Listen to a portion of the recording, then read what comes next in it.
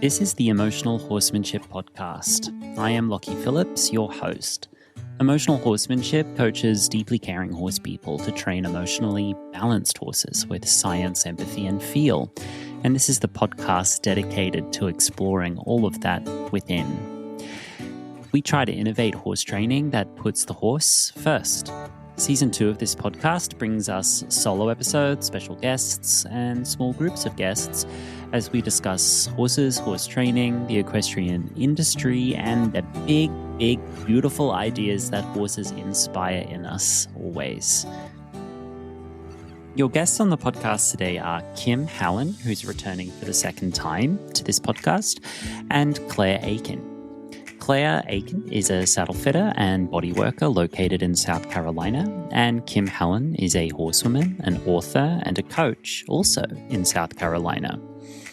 Claire runs Rocinante Equine, which is a small boarding operation on Johns Island, and I've had the pleasure to visit them twice and present 2 clinics with Claire. That's where I met Kim as well. And because of that, Kim, Claire, and I have become, close friends since then. And we have a group chat, which is active at the moment almost every day.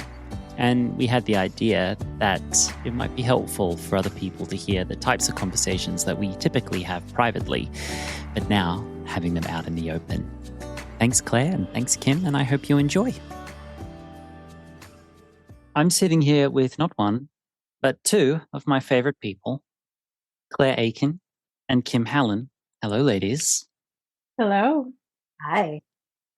So I haven't done like a trio episode like this before. Really? Oh, all right. I've done like a small group where we had sort of people from the public stepping by to kind of learn about something and ask questions in that manner, sort of like a coaching call situation. But I haven't had like more than one guest at a time. Well, we'll be the first. You are the first. We are. Won't be the last. So how do we know each other? Claire, you start, because Kim, you've already been on the podcast, just me and you, but we've forced Claire to join us today. Claire, you're going to let everyone know how you and I know each other and how come you're here. Yes. So, we met a few years ago at this point. I had been following you on Facebook, social media as it is, and I just liked your posts. Thought they were good. And I saw that you were doing your first North American clinic tour. And I had been running my small boarding barn for, about 4 years at that point. And I wanted to start stepping into something different for my business, something different for myself. And I saw that you were accepting applications for your next tour.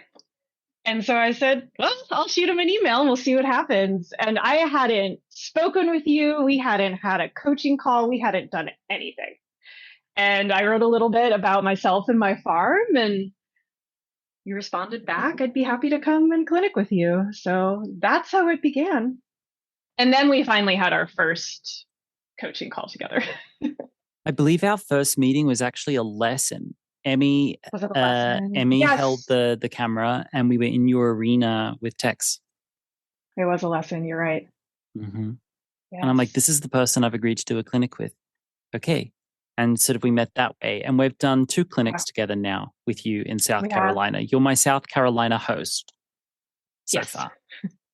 Yes. And that's actually where Kim and I met, was at your clinic. Mm-hmm. Yes, it was.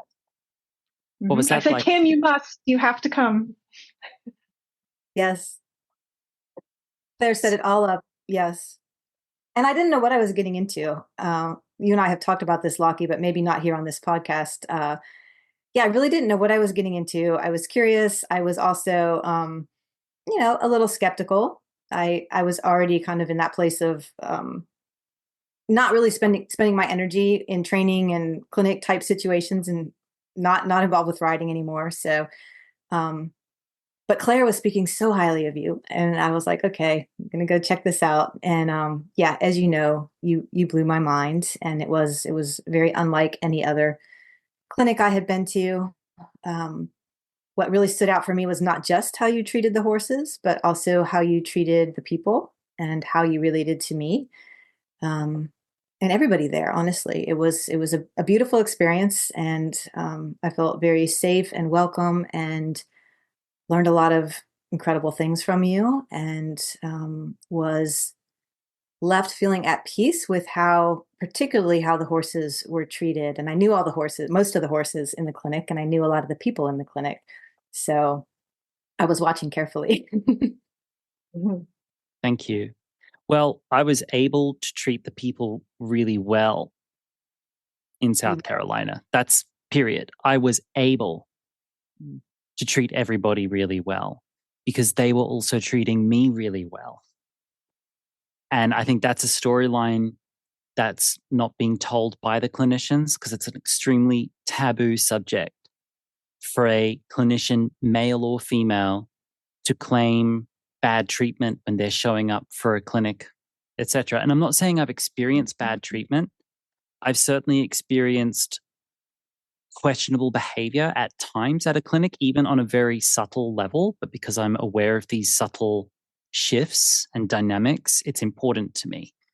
And I'm deeply introverted and I'm a queer person showing up in the South, and I could easily be walking into a lion's den. Yeah. Right. And I'm doing weird things like patient training and not making the horses perform if they don't want to. And that could easily have me get thrown out like a laughing stock in certain environments. And in those environments, if that was ever to happen, and it hasn't happened, but if that was to happen, my behavior would potentially reflect that. But I was able to treat the people well in South Carolina because, Claire, you had created a community who gathered in the name of the horse and in the name of kindness to each other and community.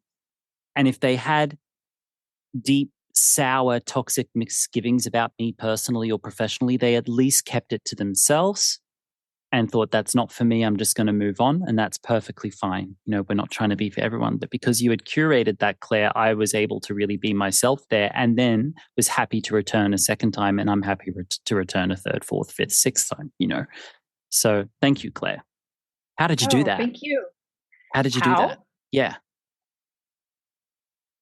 Well, that's a great question. Don't worry, only I everyone's listening. It's only thousands of people listening that you don't know.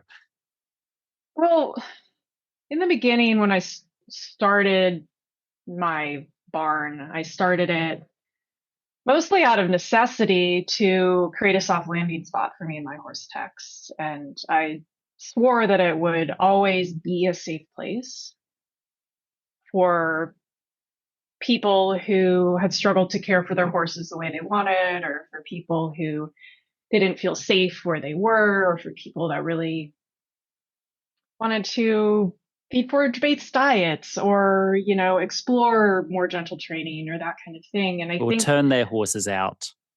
Or turn their horses out.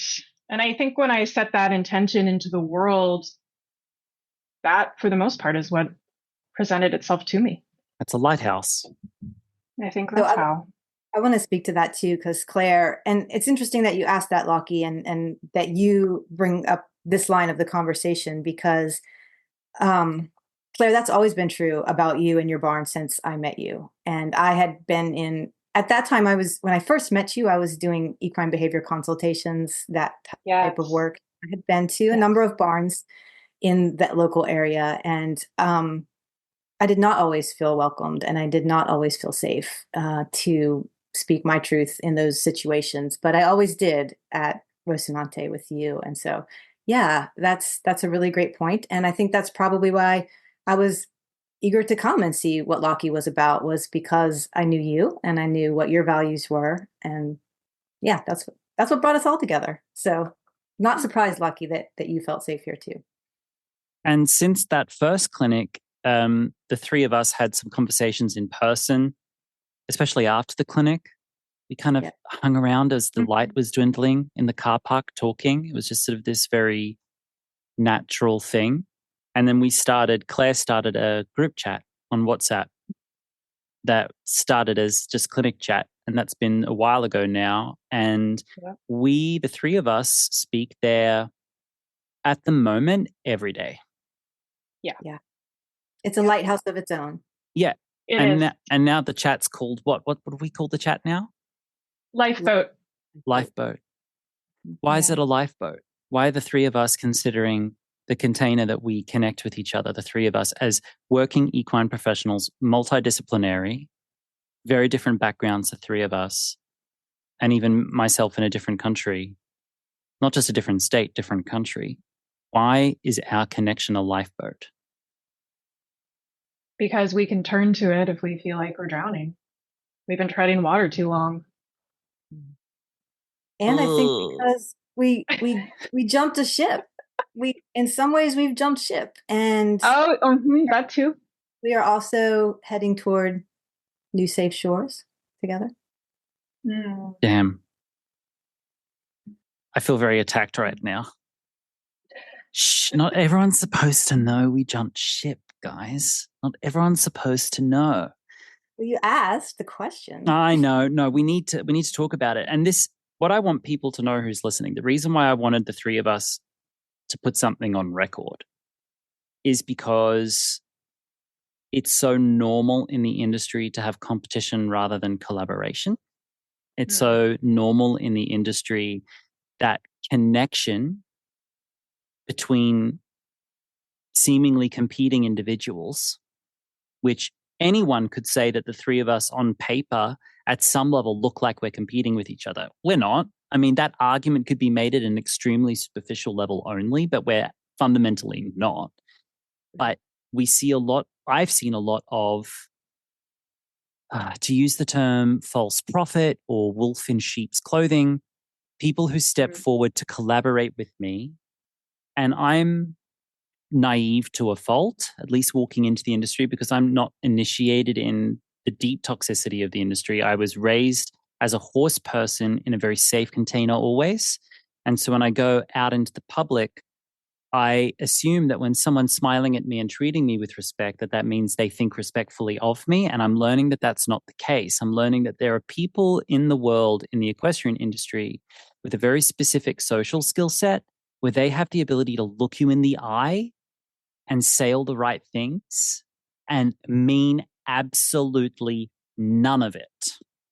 It's like Regina George. Oh my God, I love your sweater. That is the ugliest effing sweater I've ever seen in my life. It's very that energy. And one of my biggest regrets is that I've fallen into that too many times with clinic hosts and collaborators.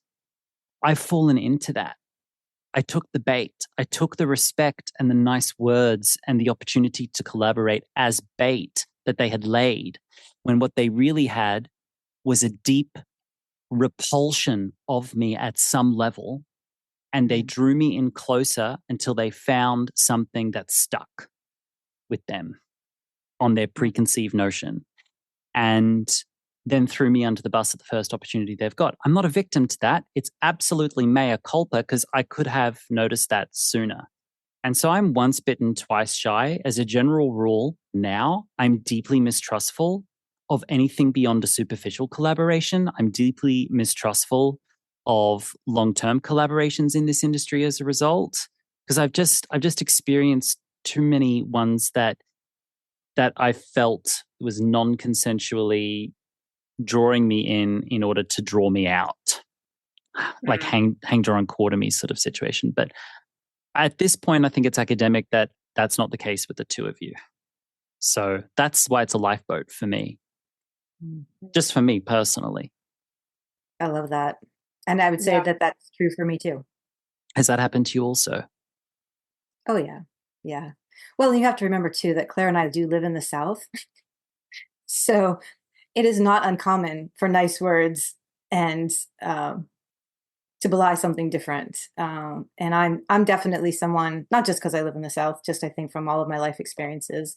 And I am significantly older than you and Claire. So maybe I have even more experience, although it sounds like you've had plenty of this experience. I feel older than you, Kim. Like I feel like 120 most days.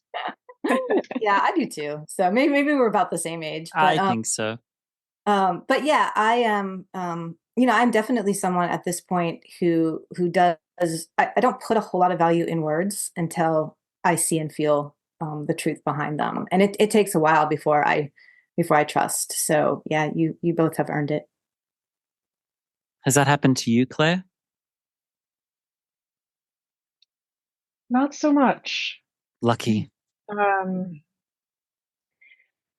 In different ways, it has. Not so much in like a professional and another professional setting, but more so in like a client and professional setting, me being the client. So you're speaking that it's Back. happened Things to you like, not with a professional collaborator or a peer, but with people that have hired you for services. no, people I've hired for services Oh, in the past. Interesting. Yeah. I mean, a couple things come to mind that were a long time ago.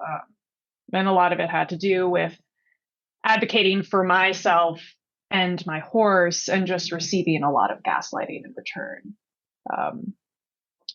Which I think is easy for professionals to do to each other as well. Like you said, Lockie, wolf in sheep's clothing, right? You're told that everything's fine. You're told your horse is getting taken care of. When in fact, it's not the case. The opposite. Yeah. So it was more my horse than me personally, but those things are one and the same. So yeah, it's happened to me, but I am fortunate in that something like that has not happened in a long time, and has not happened professionally with another professional at this point in time. We will, in the group chat, shake you down for your secrets, how you've managed to go through unscathed in that capacity. But what do you do? What's your professional service sector in the industry? What do you do? Yes, so I am a saddle fitter, primarily with English saddles, and that I also am an equine body worker. And I run a small boarding stable on Johns Island in South Carolina. So there's a lot of things going on, but most of my day to day is filled up with saddle fitting and massage clients. Wow. And Kim, let's recap for anyone who's meeting you for the first time or needs a refresh. What's your discipline? My discipline is a combination of personal coaching and equine experiential learning. And I serve a combination of horse owners, equestrians, and non-horse owners. But what all of my clients have in common is that we love horses and we feel some sort of connection to horses. So even my clients who are not horse people have some sort of, I often say, spiritual connection to horses. And they may or may not have ever had horses or ridden horses, may not have ever even interacted with a horse, but feel somehow spiritually connected with horses. And we all are inspired to do the hard work of becoming better, healthier humans because of our love for horses. So. Claire, I'm going to ask a pointed question and feel free to plead the fifth. If this is not the right space to have that conversation, you tell me. We can always circle back to the group chat, because our group chat, it's really a safe space for the three of us to have a no holds bar conversation about our experiences personally and professionally, because you have to share with people that you feel safe to share with, and you know that that's a safe container. Knowing that this is a public conversation, inspired I am by what Kim just said about people who feel spiritually connected to horses and inspired to be better people because of their horses. Do you find that in your work, saddle fitting and in massage, where if someone's calling a saddle fitter, it's often because they don't have a saddle that fits, whether the horse is in training or not? And we all know that a horse in training with a saddle that doesn't fit is a situation that also calls for massage and remediation of pain and discomfort, which is, I'm assuming, one of the main reasons why you've developed that professional toolkit. But do you find people in your work that have that same overlap that Kim describes? Feel free to plead the fifth or change the conversation. It's actually hard for me to answer. So sorry, I have a very activated cat. I know right the now. cat, my cat's here too. They're both very activated. They're like, I know the answer. I know the answer. I know the answer. I know. One of the things about my line of work is that I'm not going so deep into things with clients, with humans, in the way that the two of you do. I go deep into things with the horses. Only. Mostly. It's when, a client relationship has been going for a while. It's really blossomed. I've been able to chat with them multiple times. We start to have a relationship. That's when things start to really open up, because I'm not getting called in to, solve their horsemanship issues or their anxiety issues or their, traumas or anything like that, right? I'm getting called in for very horse centric things. And I have found that, especially with my consistent massage clients, that I start to get to know those humans really well. I actually had a lovely conversation with a client yesterday, and I've been working on her horse for over a year now. And we're really close because of the time that we've spent together. But I would say that for the most part, I can't really answer that. I go deeper with the horses than I do the humans by far. So you not a get out of jail free card, but you have a bit of a hall pass in regards to the person standing next to the horse, because you're getting called in for something really specific in order to fit a saddle, treat the horse, move on. You don't have to address anything too deep with them. Yeah, a little bit. And there are times, of course, where clients will start talking to me about other things, about their troubles and their struggles and the journey that they've been on with the horses and everything. And of course, that's when I can start stepping in to help a little bit differently if it's appropriate. But it's different. It's different. They're wanting troubleshooting in a different sort of way. When would it be appropriate to step in to assist?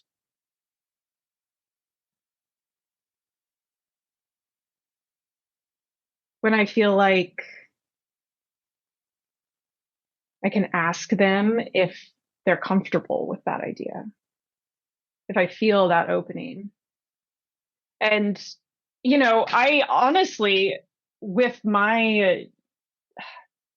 I do professionally, with my skill set, it's honestly not really something that I quote unquote offer at this point. So to me, sometimes it feels like I'm overstepping some bounds.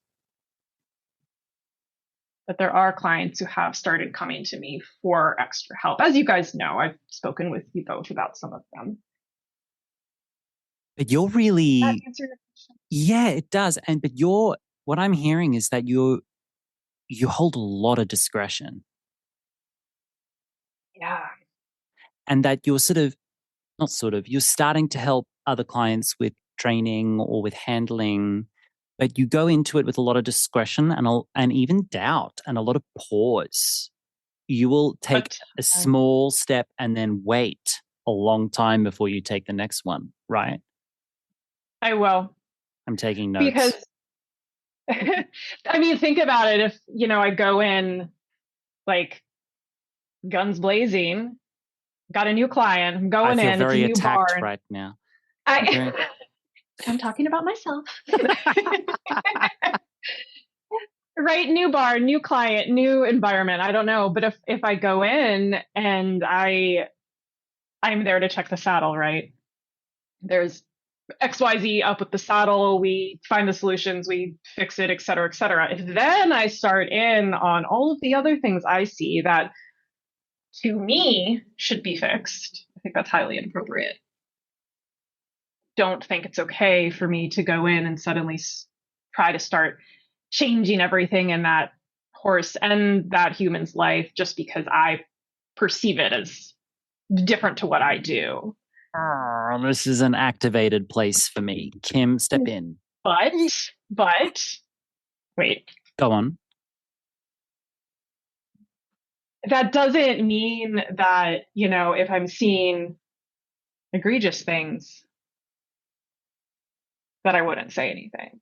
Okay, But I but think we all of us see egregious as a spectrum, not a fixed point. What is egregious to one person isn't egregious to another. I had for a sure. interaction with a colleague recently where I saw them doing something with a horse that I thought was completely out of bounds, and took them to task on it directly because this is someone that I've collaborated with, that I've been in their home, met their children, you know, and But then you saw them you do. know them. I know So you them and they know me, and then I saw them doing something out of bounds, and then spoke with them about it, and they were really deeply confused that I thought what they did was out of bounds, and they still to this day don't see it as out of bounds what they did. So everyone draws that line differently, even when we're friends, you know? But what also I'm saying is that do you feel that you were more able to say those things to that person because you already had an established relationship? Not necessarily. Sometimes Okay. that's even harder. Yeah. Right, Kim? Mm. Not necessarily. I went into that conversation uncharacteristically with a lot of pause and a lot of doubt. They actually solicited that conversation with me. And I was on Oh. my holiday when they solicited it, and I asked them to wait. Had them wait a month because I needed them to pause. Because it was really out of bounds what I saw. And listen, no one's hands are clean. We've all done stuff with horses we regret. But they were putting it out there in a business advertising sense. Mm. It was So out of bounds. what Okay, Kim, you go. what this conversation makes me feel, and what I was feeling as Claire was talking about, Claire, about your ability to really hold that boundary. What Naturally. is that's why you're able to do the work you are Right. doing, and why I couldn't over the Yeah. long. Um, it was, yeah, I'll just leave it at that. No, go further into that. You say that you couldn't do that line of work that Claire does. Why? For me, and this is just for me, right? Going into barn situations, boarding barn situations, particularly training barn situations. And it wasn't even always a matter of the client that I was there to work with them or their horse. Sometimes it was just things that were happening around us in the environment. Um, I knew I couldn't control it. I also knew that I couldn't stand by and watch some of it and see some of it and hear some of it, and not speak up. So in the end, I stopped doing that kind of work where I did equine behavior consultations, and worked with clients at their barns. And I took myself out of that, voluntarily, and now work in a different type of environment and bring people to my farm where there's a lot more control over what is happening and what isn't happening. And we can talk through those scenarios, but and I'm not saying that that's the answer, because I don't think everybody just stepping away from those environments is the answer. I'm No, not not everyone saying, can step back from the front lines, right? right. The front lines are there, and we need good people on the front lines. And I commend Claire and Lockie for being more on those front lines. I am. I'm seasonally on the physical front line, and even like with my online and digital work now, I'm personally not on the front line anymore. Yeah. The front line is a tough place to be. So Claire, as our resident frontliner, I'll ask you this pointed question. Feel free to just say nope, and we can even edit it out after the fact. Have you seen stuff at places where you were called in for services where you had to bite your tongue? Oh yeah. Okay. Yeah. Okay. So you've just fitted a saddle for someone, lovely person, lovely horse. You enjoyed the work. but you saw something out of the corner of your eye in a barn aisle, in a field, in a round pen, in an arena, where you had to bite your tongue and swallow it because you weren't in a position of power or exposure or leadership where you could intervene. Yes. And now you're getting in your car and you turn your car on and you're driving out down the driveway. What do you do with that? It's like a sea urchin someone put in your pocket, like a spiny thing. It's like, what do you do with it? And someone says, here, have this. You have to keep it forever. What do you do with that? Do you come home and put it on a shelf? Like, what do you do? No, I don't keep it. Ah, This is something that the three of us have talked about a bit. And one of the reasons why I feel like I am still okay to be going to the front lines, right? Going to the barns is that I am somehow able to not carry it with me. Teflon. It doesn't come home with me. Teflon What? Claire. Teflon Claire. It doesn't And stick. it wasn't always that way. But so when I first went to saddle fitting school, it was this lovely school a couple hours away, and it was a 6-month program. And I was suddenly stepping back out into the equine world. I had been in my happy barn bubble for many years, right? This bubble that I created myself.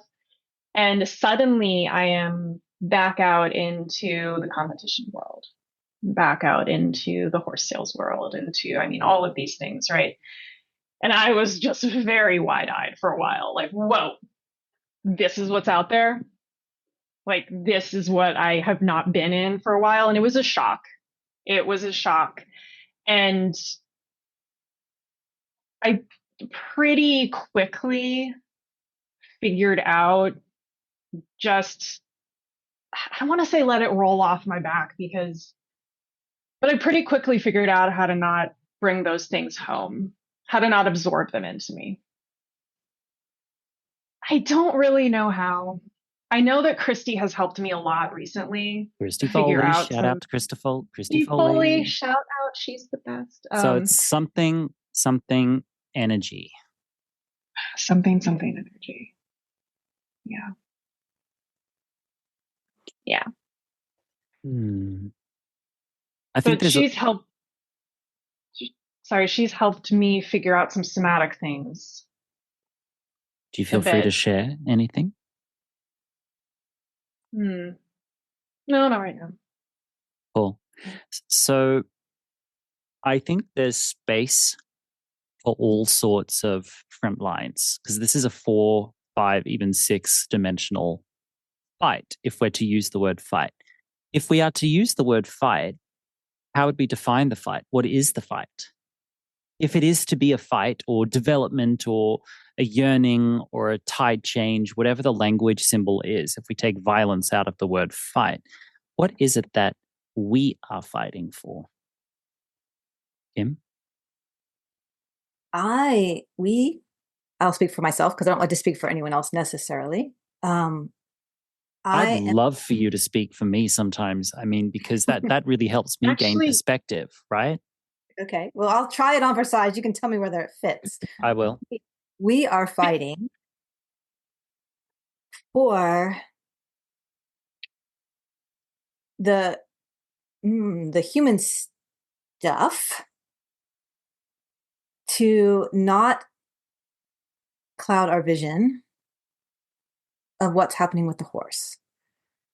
We are fighting so that our human stuff does not cloud our vision of what's happening with the horse.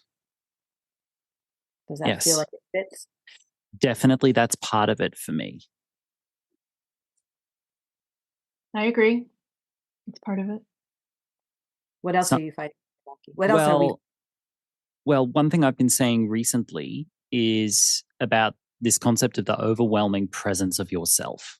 If you're around a horse and you're experiencing yourself as an overwhelming presence in any direction, it's no longer horsemanship.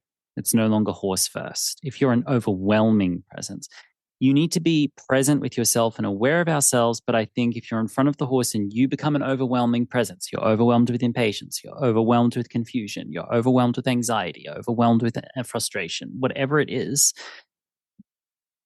that's no longer horse training. We need to bring our emotions with us, but they need to be functional, so there's that.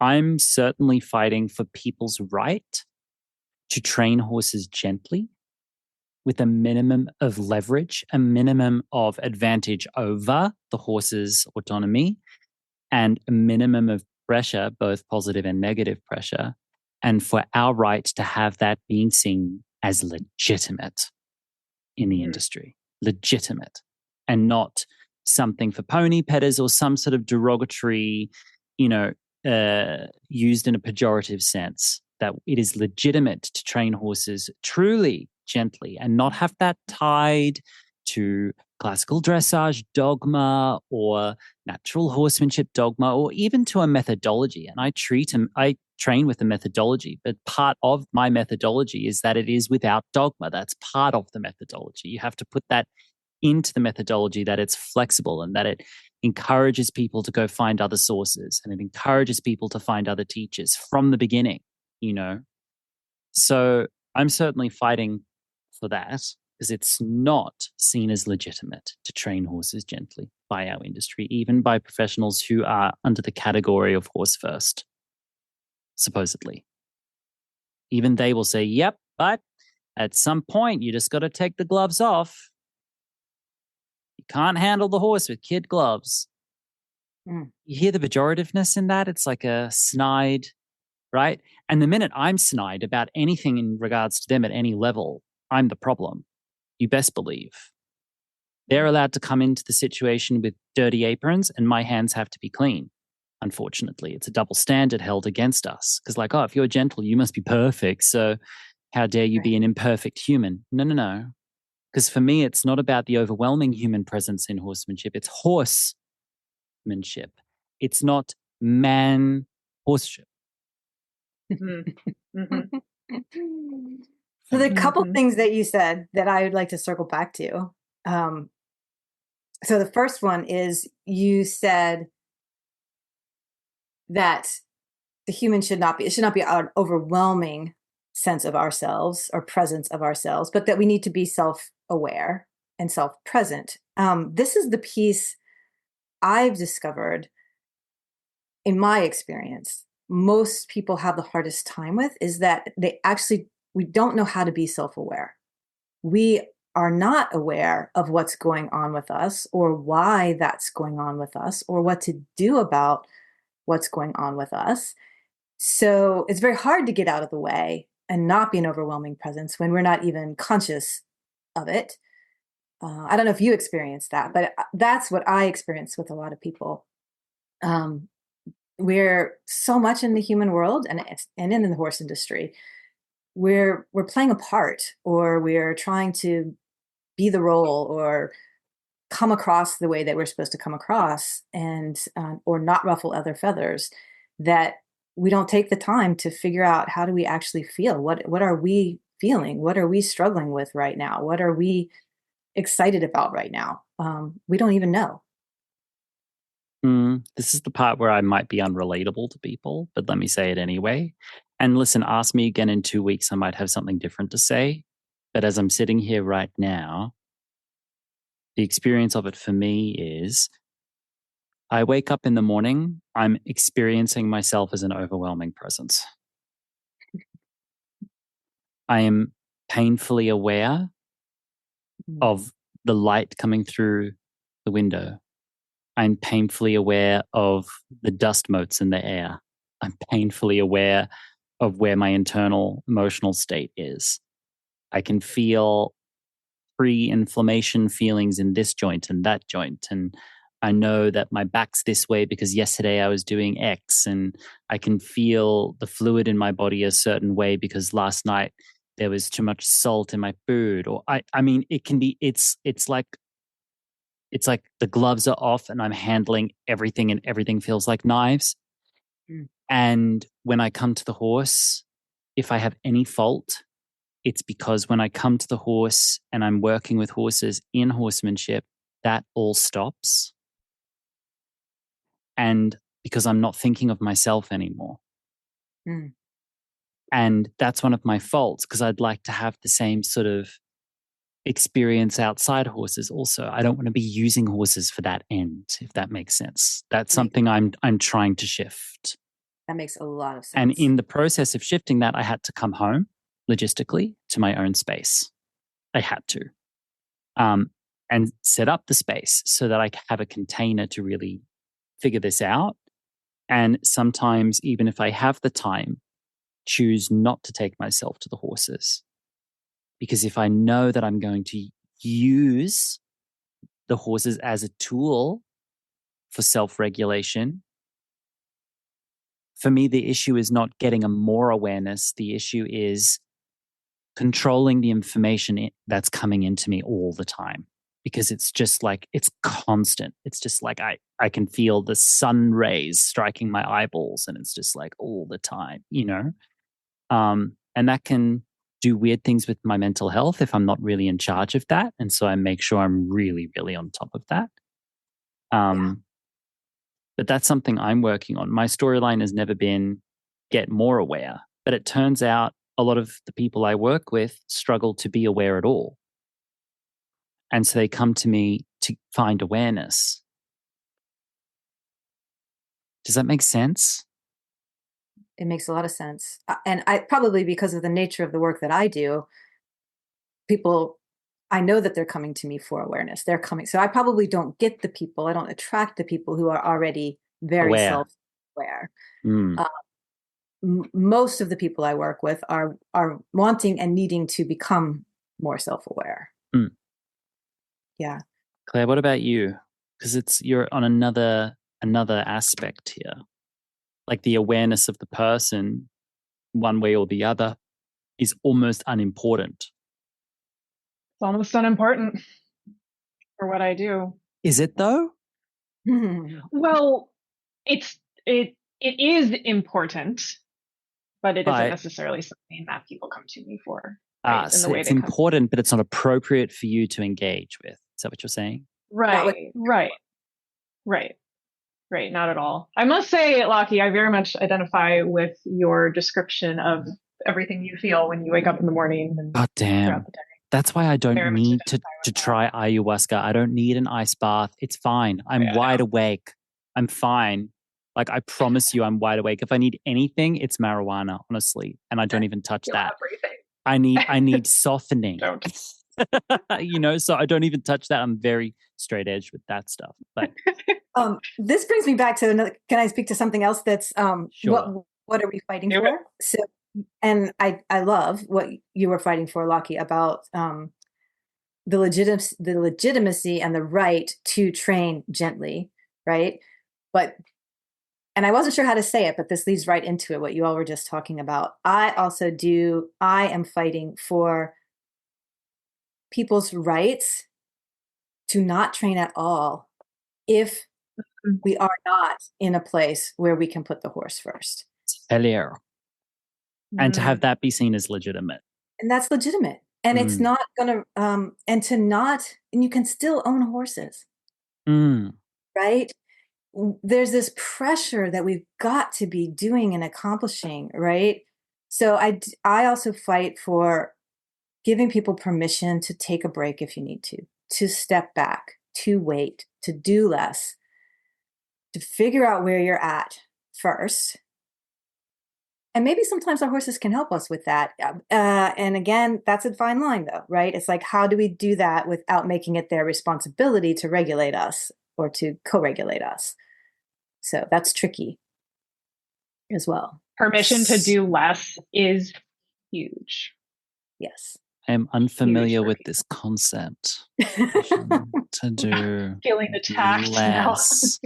No, I am. Of course, I'm being facetious. Of course, I am, and I'm desperately wanting to slow down. And I am. I've certainly. I mean, the pace that I keep now is totally different to the pace I kept 3 years ago. Oh my God, light years different. And I'm guessing in 3 years it will continue to pace itself. But so okay.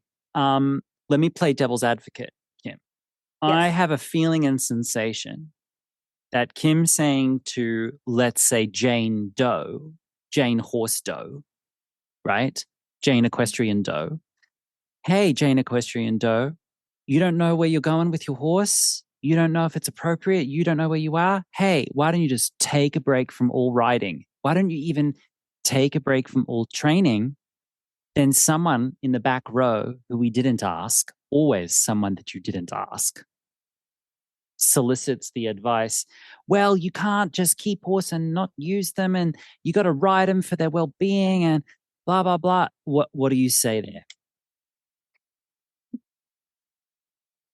That's not my opinion, of course. That just devil's advocate, because that's the storyline, right? It is the storyline, and it's it's almost impossible to have a three-way conversation with someone when there's one person saying that, and then there's the client or whoever, right? The Jane Doe that I'm speaking to, and me. Because this is a battle against a whole culture, a whole mindset, a whole system of core beliefs about what horses need, first of all, and also our responsibility as horse owners, what makes us a good horse owner, what makes us a responsible horse owner. There's a lot of baggage there, and it's very easy for that to get triggered with one comment, right? Your horse is going to get fat and laminitic, right? You're going to somehow harm your horse. There's this fear, because we love our horses, there is this fear that we're going to do something or fail to do something that is going to negatively affect the health and well-being of our horse. Okay. But what about when that is true? Because that does happen. When it is true, what is true? People who abandon exercise and the horse does pile on the weight, become metabolic, and start getting ill. And people say, well, the solution is you should have been riding more, training more, pushing them on more. Here, take the stick. Right. It is a much more nuanced conversation, right? Mm-hmm. There are other options. There are other possibilities. Such as? There are nutritional components. There are natural supplements we can use to help a horse metabolically. There are feed and nutrition avenues. There is creating more movement for your horse in other ways. Say that again. There are other ways to create more movement for your horse. Say it again. And Say the other it thing again. that's complicated there is that it's horse specific, right?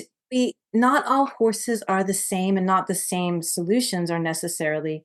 And also everyone's situation is the same. Their farm setup, their capabilities, their financial limitations, all of these things have to be considered to create a customized approach to what will work. But it's so much easier to just say, you need to just be riding your horse, or you need to just be moving your horse, or training your horse, or whatever. This gets me a little worked up, but it's very hard for people to have nuanced conversations about this, because this fear and the voices can get very loud and kind of bullyish about what we ought to be doing. Okay. Can I continue playing devil's advocate? Yes. And this is not my feeling. This is just the devil's advocate.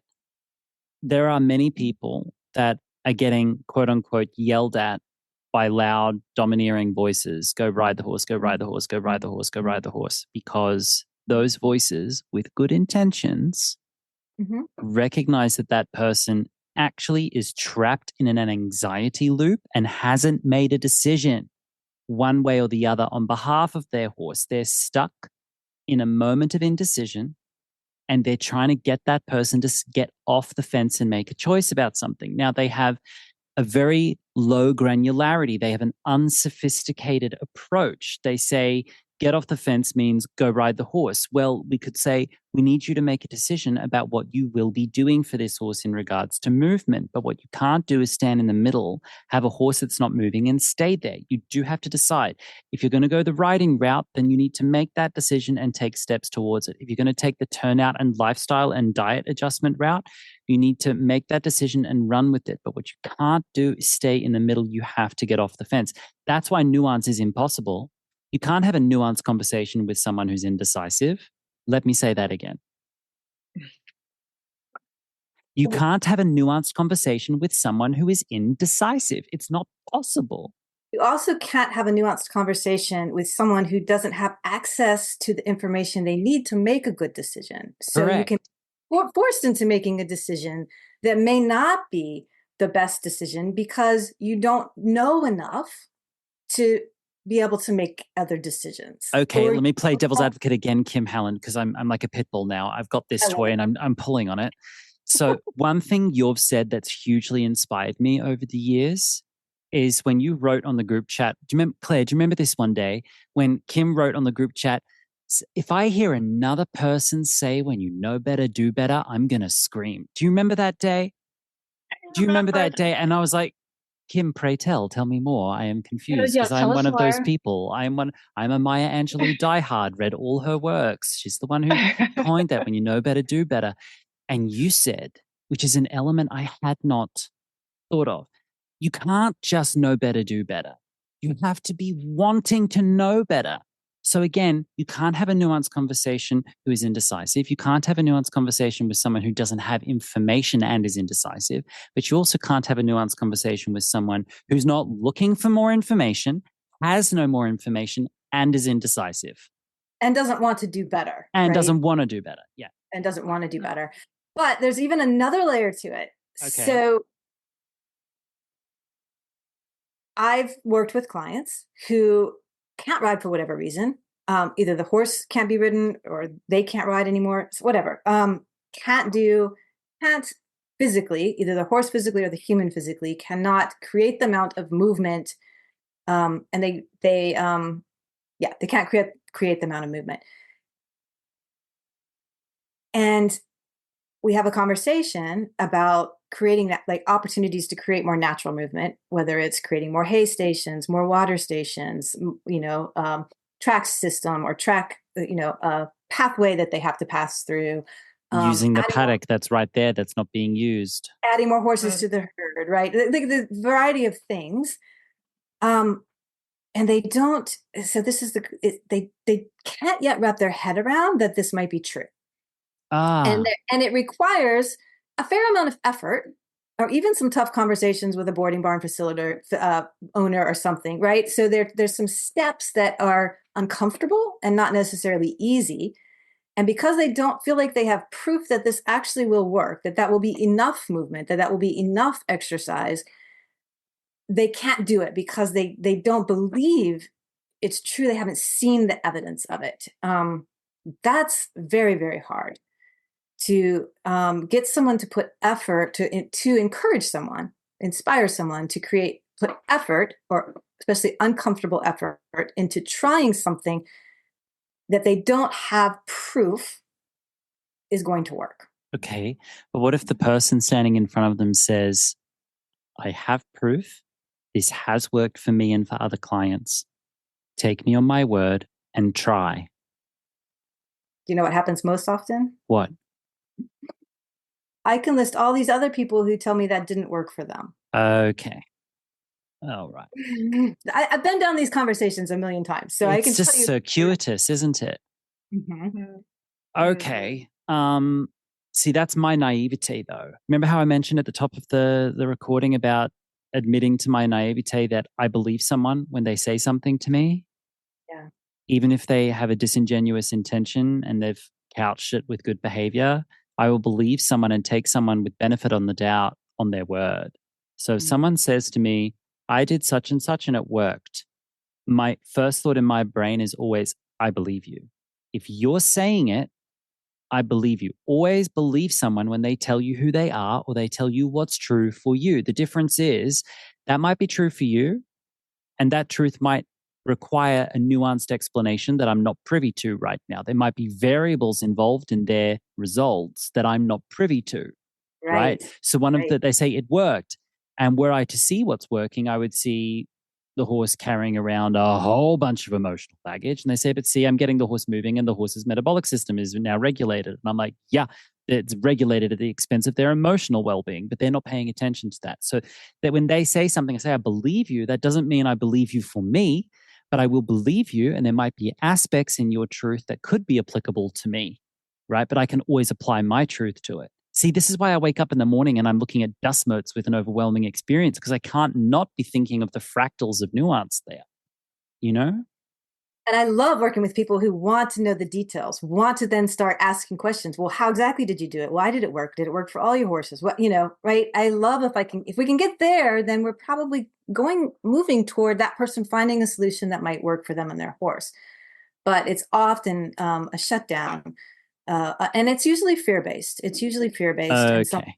put the fear of God in them that is not going to work for their horse. Okay. Yeah. Claire, as a boarding barn owner, saddle fitter for the public, massage therapist, equine massage therapist for the public, what role does this sort of learned helplessness through fear often play in the lives of horses? Oof.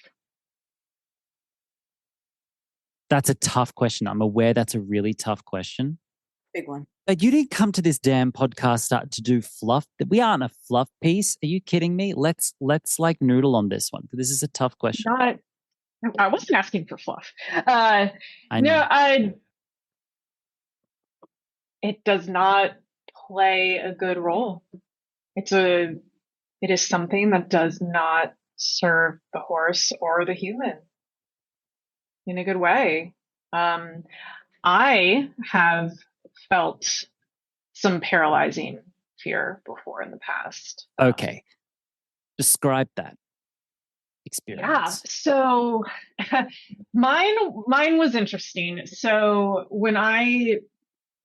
this was before I'd met you, Lockie. I did know you, Kim.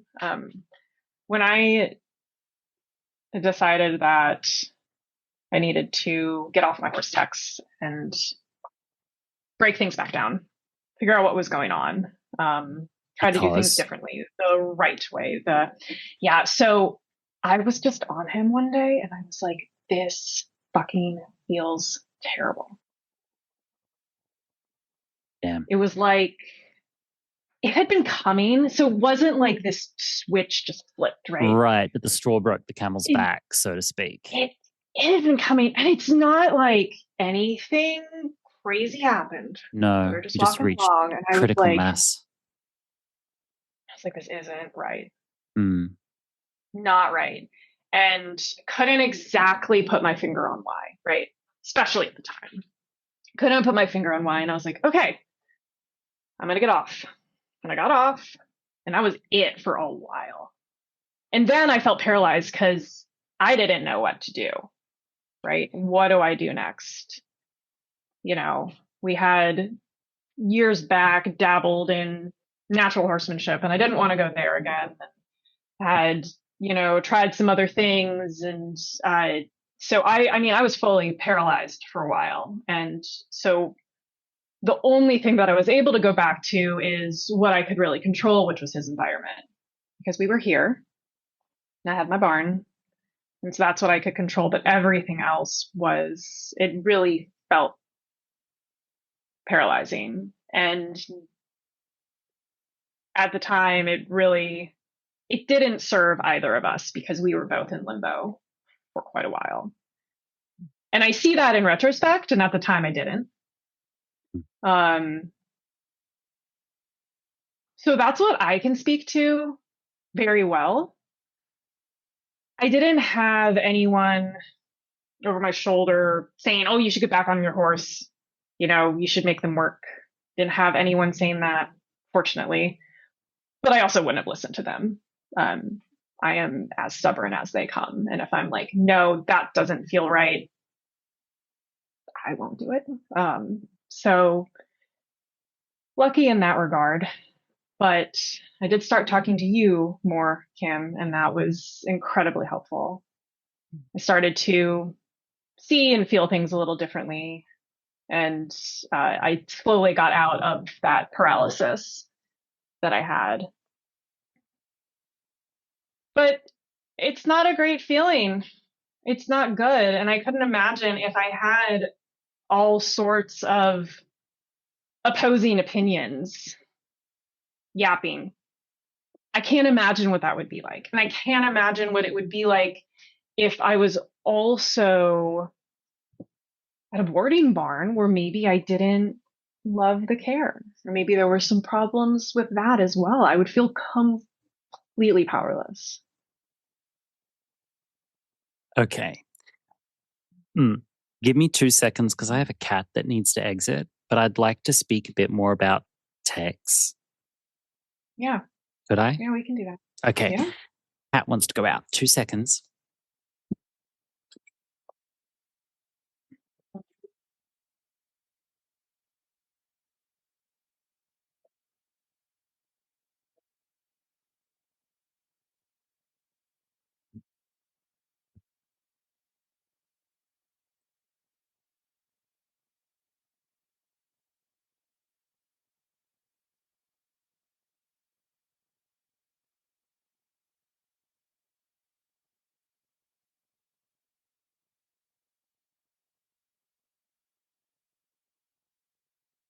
In case this doesn't get edited out, Claire, let's just let everyone know we're still here. Oh, here's Lockie. Yeah. Oh, yeah, we're still here.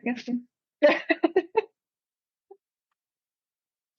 So when you called me for a clinic, I believe, and correct me if I'm wrong, when we started our professional relationship and before we were friends personally, Claire, this was the period you were in. You had decided to get off Tex, and Tex is an off-the-track thoroughbred from Colorado. You brought him down to South Carolina. He was a very successful racing thoroughbred.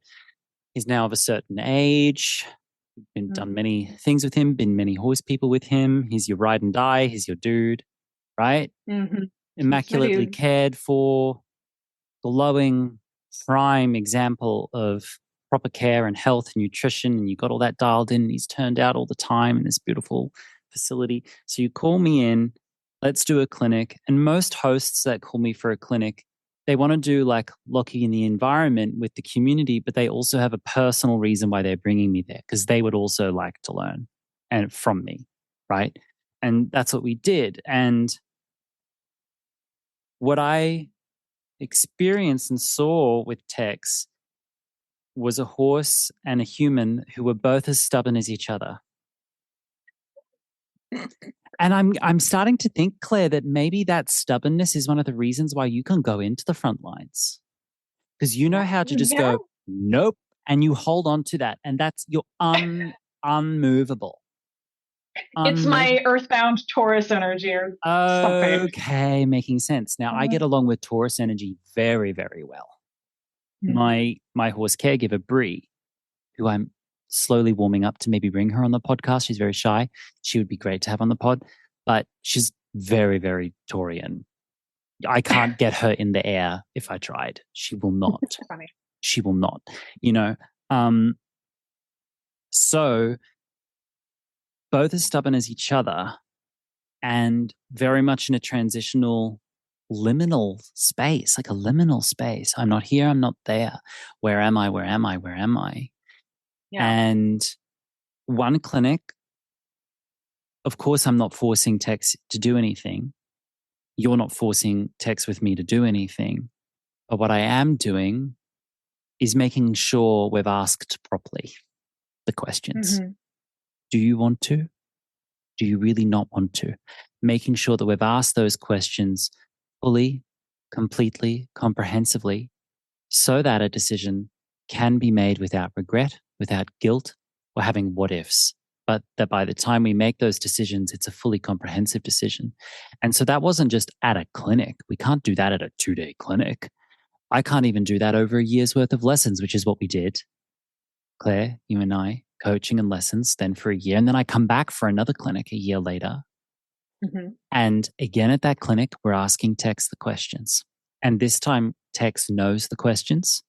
He knows how to navigate the questions at this clinic. And he's talking. And this time when he's talking even more clearly. And do you remember what Tex did when I took the lead rope, asked you if I could take the lead rope from you? And at the end of the groundwork on day 1, do you remember what Tex did? Yeah, I do. I remember. It's my Roman Empire. It lives free rent in my mind, that moment with Tex. And after that morning session, because I've had conversations with you about text, Claire. Claire, you've had conversations with me about text. Kim, you and I have had conversations about text. Kim's had conversations with Lockie about text. The three of us have had conversations with text, and Tex has had conversations with me about text. And that's what he did at the clinic. He went, Lockie, and what did he do? In your words, Claire. Yeah, I mean, he put his nose right into your throat right there. And he was chatting. He was answering the questions, finally. He put his nose in my throat so that I was the megaphone, the mouthpiece. Yeah. Mm-hmm. And when he did it, and he put his whole head against my body, and we were doing Mayfold bonding, right? Which is the nurturant curve and the container and the spiral and all the things that my students know, which elicits these autonomous, freely given, seemingly flashes of inspiration from the horse's inner world. That's what tends to happen. Mm-hmm. He laid his body against my body with such a deep, heavy pressure that wasn't pushiness or domination or a challenge. It wasn't a challenge. It wasn't trying to take advantage on me. He wasn't trying to stop anything. He wanted it, in fact, to continue. He wasn't trying to itch on me. He wasn't trying to rub. It wasn't disrespect. It was none of those tropes that we typically think it was. He just laid his body on my body with pressure and stayed. And when I would release him back to lightness, he's coming back in again. Release him back to lightness, he's back in again. And eventually I just said, okay, you need to be there right now. And I was dumbstruck. I couldn't say anything. It was difficult. And I think, and I still have doubt to say this. I still have doubt to say this because I still wonder for myself and for you and for him. What if we didn't ask the right questions? What if there's still an opportunity? Right? I don't. But the message I got, and I think, Kim, you're going to come right in behind me and back me up on this, is Tex was saying, I love you very much. I am happy. I am complete. Let me be done. Not with my life. I'm not done with my life or my teaching, but let me be done with that. That's what I think he was saying. And I could be fucking wrong because I could be a total psychopath and be having a break with reality. But this is, at this point, many years of multidisciplinary excavation. And enter your new friend right now. Tell us about your new friend who's entered into your life. Well, his name is Loki, which is hilarious. I did not name him. He has had that name for many years. No comment. I will say nothing to that. Did not name him. Mm-hmm. He is absolutely the opposite of Tex. I said that they're my yin and yang, and they are.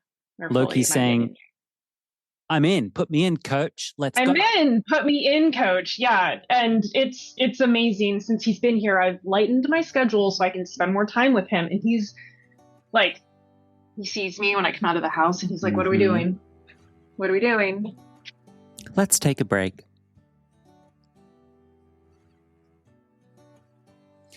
So I had a really lovely email recently, super respectful and smart email that asked a really good question. Lockie, is there any space on your podcast or in your teachings to have conversations that reach out to the competitive riding community? Could you be a bridge for people who ride sport horses and compete? A bridge for those people who would like to change but do not know how, and often feel intimidated by the quote-unquote horse-first community? It's a great question. I think that's a great question that's worthy of some reflection on my behalf. And this would be a good time to mention to any horse person who would like to try emotional horsemanship but doesn't know where to start or doesn't want to start their riding or their training from the very beginning again, that I have prepared a program designed exactly for you, for this person. Homecoming 2.0 is the name of this course, and it is the most detailed and challenging course I've ever created so far. And I created it together with my team, Michelle Knapp and Christy Foley, who have been on this podcast. We focused on the horse person who needed a bridge to a different way of being with horses, a bridge that felt secure to them, to begin exploring some of their horses' questions. Questions such as, does my horse enjoy riding? How important is straightness? How symmetrical should my horse's flexions be? How to transition from one riding and training style into another without confusing my horse. We taught the students in Homecoming 2.0 some actionable elements that you can take home to interpret individually in this course. And you can sign up for this course exclusively through the link provided in this podcast episode below. I've even put in a little discount on the podcast episode link. So click the link in the show notes of this podcast to see some free previews and to get a discount access to Homecoming 2.0. It's kind of a groundbreaking collection of materials, and all students get lifetime access to it. And now let's return to my conversation with Claire and Kim, my friends, my colleagues. Since he's been here, I've lightened my schedule so I can spend more time with him. And he's like, he sees me when I come out of the house and he's like, what are we doing? What are we doing? Which I've never experienced before. This is a whole new thing. A horse who wants to do things. What is that? Yeah, he's a completely new experience for me. And I'm still amazed by it. And I think I'm going to be for a very long time. Because you're even stubborn about your amazement. You'll stay there for a while. Yeah, I'm why amazed not? and I'm stubborn about it. I'll stay amazed. I'll stay amazed. Let's stay amazed. It's only been 2 weeks. Right. I can keep being amazed. No, so yeah, just even the littlest things, we were just out grazing yesterday and I'm leading him around and it was fine. I wasn't like worried in the back of my head about him just deciding to bolt and peace out, which is always a potential thing with Tex, no matter what. He was just contentedly, slowly grazing on grass. It was a windy day. He had a couple small spooks, but they were like very reasonable, great spooks. A horse is going to spook. The way he spooks is the way I would want him to. And I wasn't scared. I wasn't nervous. I was just happy to be there. And that's a new feeling too. And Tex couldn't give that to you anymore. No. Yeah. And I think there's something really important here in that, and this goes back to that, like how difficult it can be to see the possibility. We have to feel the difference, embodied difference between those two things, so that the next time we run into a Tex, we know it, right? Yeah. We believe. Doesn't mean don't ask the questions, Lockie. I think we have to ask the questions and make sure that they understand the questions and that we're asking the right questions. But then when we get a no, we can honor it because we know what a yes feels like. And of course, they're different. I'm talking, there's spectrums, but we have to first believe the other and that we can have it, we deserve to have it, something else can offer it for us, right? And also and I know, because I've been through this with my own horses, when there's one that's saying no, right? To be able to say yes to another horse or with another horse doesn't mean we're rejecting the other one, right? That piece right there. Yeah, but we can hold both. We can hold both, right? And both can be happy having very different relationships with us. And that's great. Yeah. But you don't know it till you feel it. Yeah. You don't. You don't know it. So it's hard to take someone else's word for it, right? Yeah. And I knew, Claire, you would not take my word for it. Not explicitly. Claire's stubborn. Not that you don't listen. I know, Claire, that you respect me deeply. That is abundantly clear, and that respect is two-way street, babe. Always.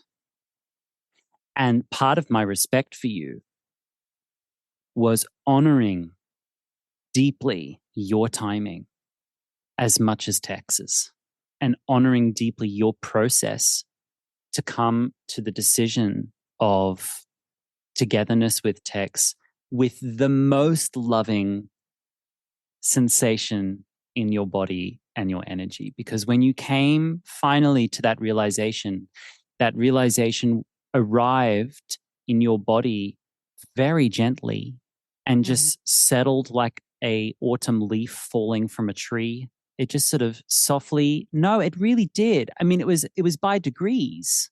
It was by degrees. Okay. Because there've been many tumultuous moments with you where it's been dark night of the soul with Tex. That's not where your decisions were made. When you finally looked at Tex in the field and he looked at you and he said, I'm so happy over here on my hay net. Love you. Thanks. Yeah. I'm good. Yeah. I'm so good. And Tex will give you handling when you need it. He'll give you walks in hand when you need it. He'll give you teachings when you need it. Tex isn't done. He's not dead. And he's not even close to dead. That horse is likely to be looking at the clock for dinner at 35 being like, where are you? Hello?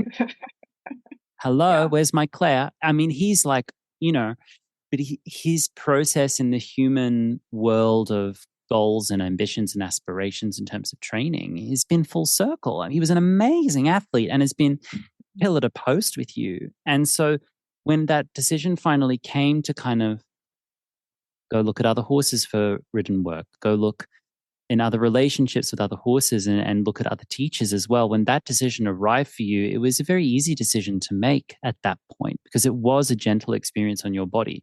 If I'd come in at the first clinic and said, little lady, that horse is ready to be done, I would have made all the mistakes that horse trainers before me have made. Listen, I've made that mistake sometimes too.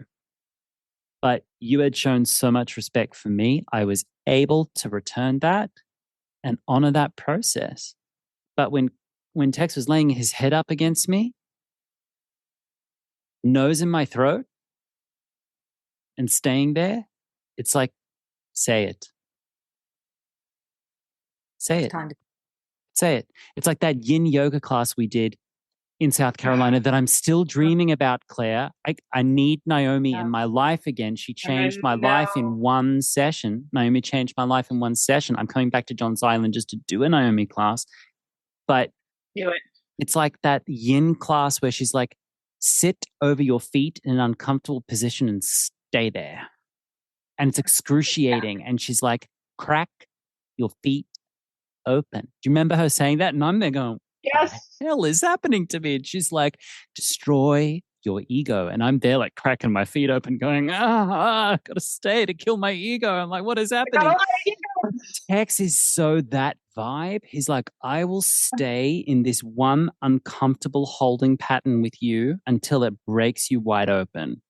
That's very heavy underworld energy from a horse, and that has left its mark on you. When I say underworld energy, it's a reference to Shannon Behan, who's been on the podcast, who spoke about the beauty and depth of traveling the underworld with horses. Anyway, but to have a Loki come into your life who's like, oh, lightness, ease, accessibility, play, fun. It's like you are able to take advantage, not take advantage, enjoy that without a hint. Welcome it without a hint of entitlement, because you got Tex in your back corner going, you are not, you deserve none of it and you are grateful for all of it. Right? Yes. Yeah. Yep. And that's exactly it. What goes hand in hand with that, because I know the answer, I can ask you right now, Claire.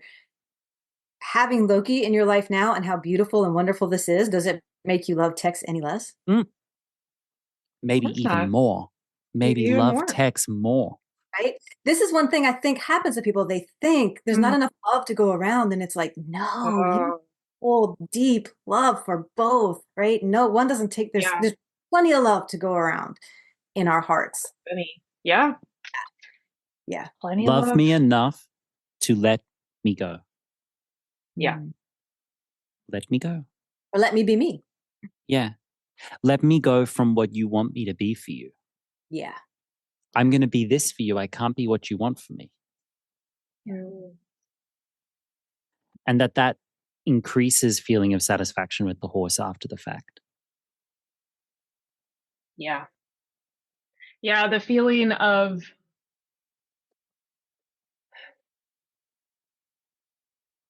just being at peace with my decision. Ugh. And what is the decision? What is the decision if you had to encapsulate it, Claire? Just to be done with any sort of training work with Tex at all. Just stop thinking about it. Stop having any sort of goals.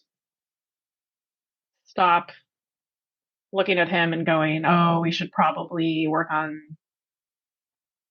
XYZ this week.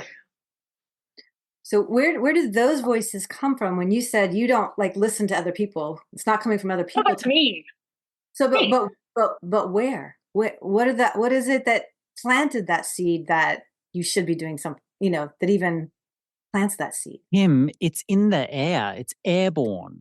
I'm telling you, if you are within smelling and wind distance of a barn that is obsessed with exercise at the expense of the horse's well-being, and they call that well-being, you will be, it is contagious. It's in the air. It's in the ether. It's a non-local thing. I see it all the time with European clients, for example, in certain parts of Europe. If I've got someone booked in for a lesson and they're in a certain geopolitical zone of Europe, I know they're coming in with an exercise obsession. I know it before they get there. And then when I ask them, do you feel this certain way around horses? And they're like, yeah. I'm like, well, that doesn't make sense because that doesn't align with your principles. They're like, I know, but I wake up in the morning and I'm fixated and obsessed with lunging my horse until they sweat. What the hell is that about? And then I have a vet who comes in and says, you need to lunge the horse until they sweat or the horse is going to die. But if you actually take them through like a information fact-finding question process, we said, okay, what exactly is the lunging going to fix? Well, their lung. This is a real conversation I had with someone, actually. What is the lunging going to fix? Their lungs. I said, okay, so they have to be driven forwards in a big trot or a big canter until they start coughing to clear the lungs out, right? I said, yes. So what exactly is the lung disease? Well, they don't actually have the disease right now. They're predisposed to the disease. I'm like, okay, so they're not actually in a flare right now. No, they're not in a flare. I said, okay, if you were to have an acute flare, is there a medication available for that acute moment to save their life in the instant? Yes, there is. I said, okay, do you have that medication? So yes, they are. So I said, okay, is the horse in an emergency right now where they have to cough at a canter? Well, no, but we should be doing it to make the lungs stronger. I said, great. And then talking, they said, it's actually hard because they live on a track system and this horse moves so much on the track system that I have to lunge them for at least 25 minutes until they get out of breath at all because the horse is actually really fit. I'm like, okay, so you've provided a lifestyle where the horse is actually so fit that you have to go past what you think is reasonable to actually exert any effort out of the horse at all. So tell me again why this vet told me you need to pick up a big lash and drive that horse at a canter, because it's just not true. Why can't you just like patiently work into more exercise? Why does it have to be with a sense of emergency right now? And they said, actually, I don't know. I said, I know. It's in the air. It's bloody airborne. You're within shouting distance of like a barn that is obsessed with all of that. It's contagious. It's in the water. I think that's also why this is a lifeboat, that is a lifeboat, because that is not in the air in our relationship. No. Well, so can I tell you I fight those voices every day? Claire, I know you fight those voices every day. Yeah. Well, you guys do a Well, good we're job. also motivated people. Right. Right. And we're motivated people who like to learn and like to progress and like to tinker around and fiddle and all of that. Right. And one of the big things that I mourned with my decision to stop doing anything with text was the loss of Doing something. fiddling around and tinkering and doing something. Right. To me, that was a huge loss. We are motivated people, but we are also tired people, Claire. This is also accurate. I'm a motivated person. Yeah, What? but Kim, you've transmuted your tinkering with horses into this other realm, which is hands off from the tropes that Claire and I still have our hands on and want to have our hands on. You know, And what I love, Kim, if I can sing your praises for a minute on the record, what I love is that not once do you judge us for holding on to our desire for training and horsemanship and riding. But at the same time, I love passing my actions past your eyes because I know if you can sign off on it, I'm on the right track. If someone who has deep misgivings about riding and training can sign off on my riding and training, it's an enormous validation for me personally, which is why it's like an accountability thing that I really enjoy with you, Kim. And just to listen to your perspective on a regular basis enables me to stay grounded in a part of me that were I exposed to that airborne exercise virus, I might not stay grounded in that other place that you're holding. Does that make sense? It does, and it works both ways, actually. Right. Because Okay. As you know, once you make the decision to stop riding, then there's, and so I walk this line, as you know, right? In my heart of hearts, do I wish all horses could live wild and we never got our hands on them or never had to put our hands on them or anything? Yes. I mean, I wish all horses could live that way. I also know we don't live in that world, right? So I can't ascribe to the position that many people who have stopped riding and training do, which is that it is ethically immoral to do it and we shouldn't do it. And horses all should live wild again. So I walk that middle ground and I can see both truths. And I think what you and Claire are doing and others who are trying really hard to figure out how best to walk that line and put the horse first to the extreme extent that we can within, a domestic situation. I think that work is incredibly important. And I am so glad that you're doing it. And I want to support you in doing that. And I love that you give me opportunities to run some of the things you're doing. I love being able to do that too. So I can say, you know what, actually that feels pretty all right to me. Right. And especially when I've seen it in action with you. It's not just words, right? So I know, having seen you work with horses in person, not your horses in person, obviously not on video, but here with horses that I knew and saw you apply these principles differently with these horses than you do with yours, because these horses are in different places. I have a lot of trust in the ethics of what's going on behind the words that you say as well. I don't know if that makes sense. No, that does make sense. That does make sense. That's something that I found I have to work at all the time. Yeah. I mean, I do too.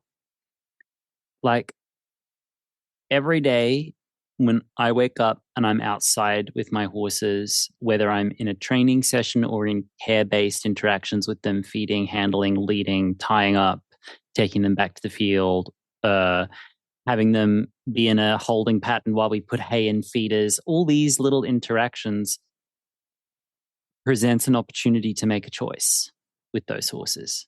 And I have those same choices every day. Right. I don't ride and train, but I still do. My horses get their hooves trimmed, right? They stand for the vet and the dentist. And there's things we have to do. I have to blanket occasionally, right? Or treat wounds, things like that. So I'm walking that line as well. And what the work you're doing helps inform what I'm doing as well. It's tough. It's hard. It is. Today, I took stitches out of the pastern of my colt, Oki. He's never had stitches in his leg before. He had them at gelding, I believe. Well, they might have done it without the stitches. Sometimes they do it without stitches in Spain. But he cut his leg on something because he's 3 years old and he's basically like a oversized border collie and just gets into everything, right? And we're furiously Oki proofing the farm. I mean, what the money I've spent on gymnastics mats lately, I can't tell you. But anyway, and so he had 3 stitches in his fetlock. And today I took him out of the field when there was hay nearby. Caleb's getting trimmed and Sunny and Serena are standing about and things going on. It's a dynamic setting. And I pick up his leg, which is already a lot to us for some 3-year-olds. Some 3-year-olds can't. And some 8-year-olds can't. Right. And I look at the joint and I crouch down on the floor next to his leg so I can get a really close look at it. And he starts waving the leg in the air like, I have a leg. Blah, blah. Look at my leg. Nah, nah, nah. And I'm like, stop. I have to use dad voice. Stop, Oki. Stop. Because in a second, I'm about to have scissors cutting at a wound. I can't have him say, look at my leg. Nah, look at this. It's like, nope, now is not the time for play. I will give you cardboard boxes to go annihilate later. I need you just to hold. And that's a moment. Even in that instant, it's just like, do I use my dad voice and say, Oki, stop? Or do I bring out food reward and I start excessively conditioning them, which is the same level of insistence, right? Or do I ignore it? I mean, even I, every day, am faced with these decisions. My choice was to use dad voice and move on. And he went, oh, look, he used a dad voice. Okay. And he just quietly held the leg and I cut the stitches out and I pulled them out one by one. Then I got alu spray, which some horses, they just hear the shaking of the can and they're out of there. Gone. In fact, Caleb was in the middle of a trim and he heard the can getting shook in the stable and he hauled ass out of his trim. He's like, I'm out of here. And Bree's running after Caleb, and Caleb's like 26. And then I'm able to like alu spray him with my face next to his leg. And he gets a little wiggly about it. And then you see him settle as he realizes, actually, this is no big deal. And I can just like stand for it. I didn't tell him what to do. You just let them figure it out. I guess what that's kind of saying is even I have to every day grapple with this stuff. It's not set it up and you're done. No. And there's always going to be new situations with different criteria. Every day is different. And Lucky, I've come back so many times in my work with my horses, and I have a Mustang that, still, it's a lot of challenges in terms of our relationship, like getting things done. Let's put it that way, getting things done. And I think a lot what you say about rupture and repair. It has given me permission with, and sometimes it's just, let me try this. Let me use my dad voice. And then I may go, oh, that wasn't the right choice. Right? It's okay for us to try something within bounds, right? Like I'm not telling you fall off on your horse, right? But sometimes we just have to ask the question or try and then be honest about where did things go from there? How did that go? If it was a rupture, then we go, how do we repair now? Right. And that's going to make the relationship stronger if I'm committed to repair after that. Right. So these are ongoing conversations and there's not ever necessarily a completely right answer. And there's a lot of gray area, but we have to be able to, as in any healthy relationship, be honest with each other. This is where I'm at right now within reason. And it's a relationship. We go back and forth. I too have a dad voice, but Emmy calls it my mama bear voice. Ah. Shout out to Emmy, who's probably listening. Emmy is our friend and your fellow boarder. Yeah. Yes. Hi, Emmy. She's wonderful. And table setter extraordinaire. Are you kidding me? Oh, my word. Party hostess of the century. Jesus Christ. Yes. I have a mare who has a dad voice. I'll be honest with you. That's just going to have dad voice too.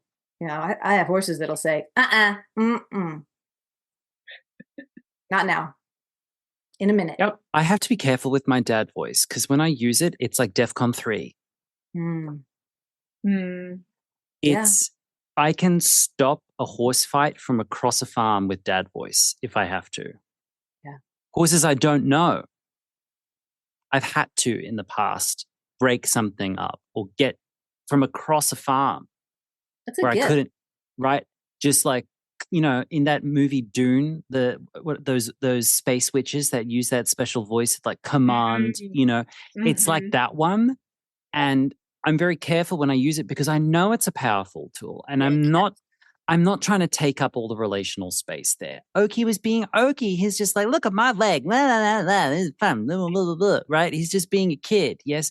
And that's okay. And of course, he wiggles the leg around. And I'm like, okay. And I'm on the end of the leg, right? On the end of the leg. And then I'm like, Oki. And he's like, blah, blah, blah, blah, Oki. Blah, blah, blah, blah, blah. Oki, stop. And he goes, oh. And then I can get it done. So I guess that's an escalation. It's an emotional escalation. And I don't like that. I'm neurotic about that because I don't want to use that long term. I'm interested in using something else. Sure. What type of relationship do you want to have? And when we know we have something like that that's powerful, being very conscious about if and when we use it and what the consequence of that is. The same with other relationships in our lives, honestly. Let me tell you what I've found that I've started playing with that works, even with Oki. Because for the last 10 days, I've had to put bandages on and off. Try putting cotton wrappings on a colt's leg while in a windstorm, while he's like, look at my leg, blah, blah, blah, throwing it around. And I've got cotton that's disintegrating as I'm trying to get it on him, right? And it's like, and this stuff is not cheap, right? And you're trying to wrap it up and you're trying to, Jesus, I need you just to be really still. No, he's like, oh, you brought me a toy. He's like, my leg hurts a little bit, but not that much. Also, that feels funny. Ooh, let me feel that. Blah, blah, blah. Like, right? And what I was playing with the other day, which was really a breakthrough with him, was when he started getting all dysregulated through joy and through play, because you can dysregulate through play, right? He ruptured the relationship by playing in a moment of deep care. This is a moment of deep care and attention. You rupture it by playing right now. And that's what youth is about, is learning when it's right time to play. Right. And part of the evolution out of youth is learning that play isn't everywhere all the time, all at once.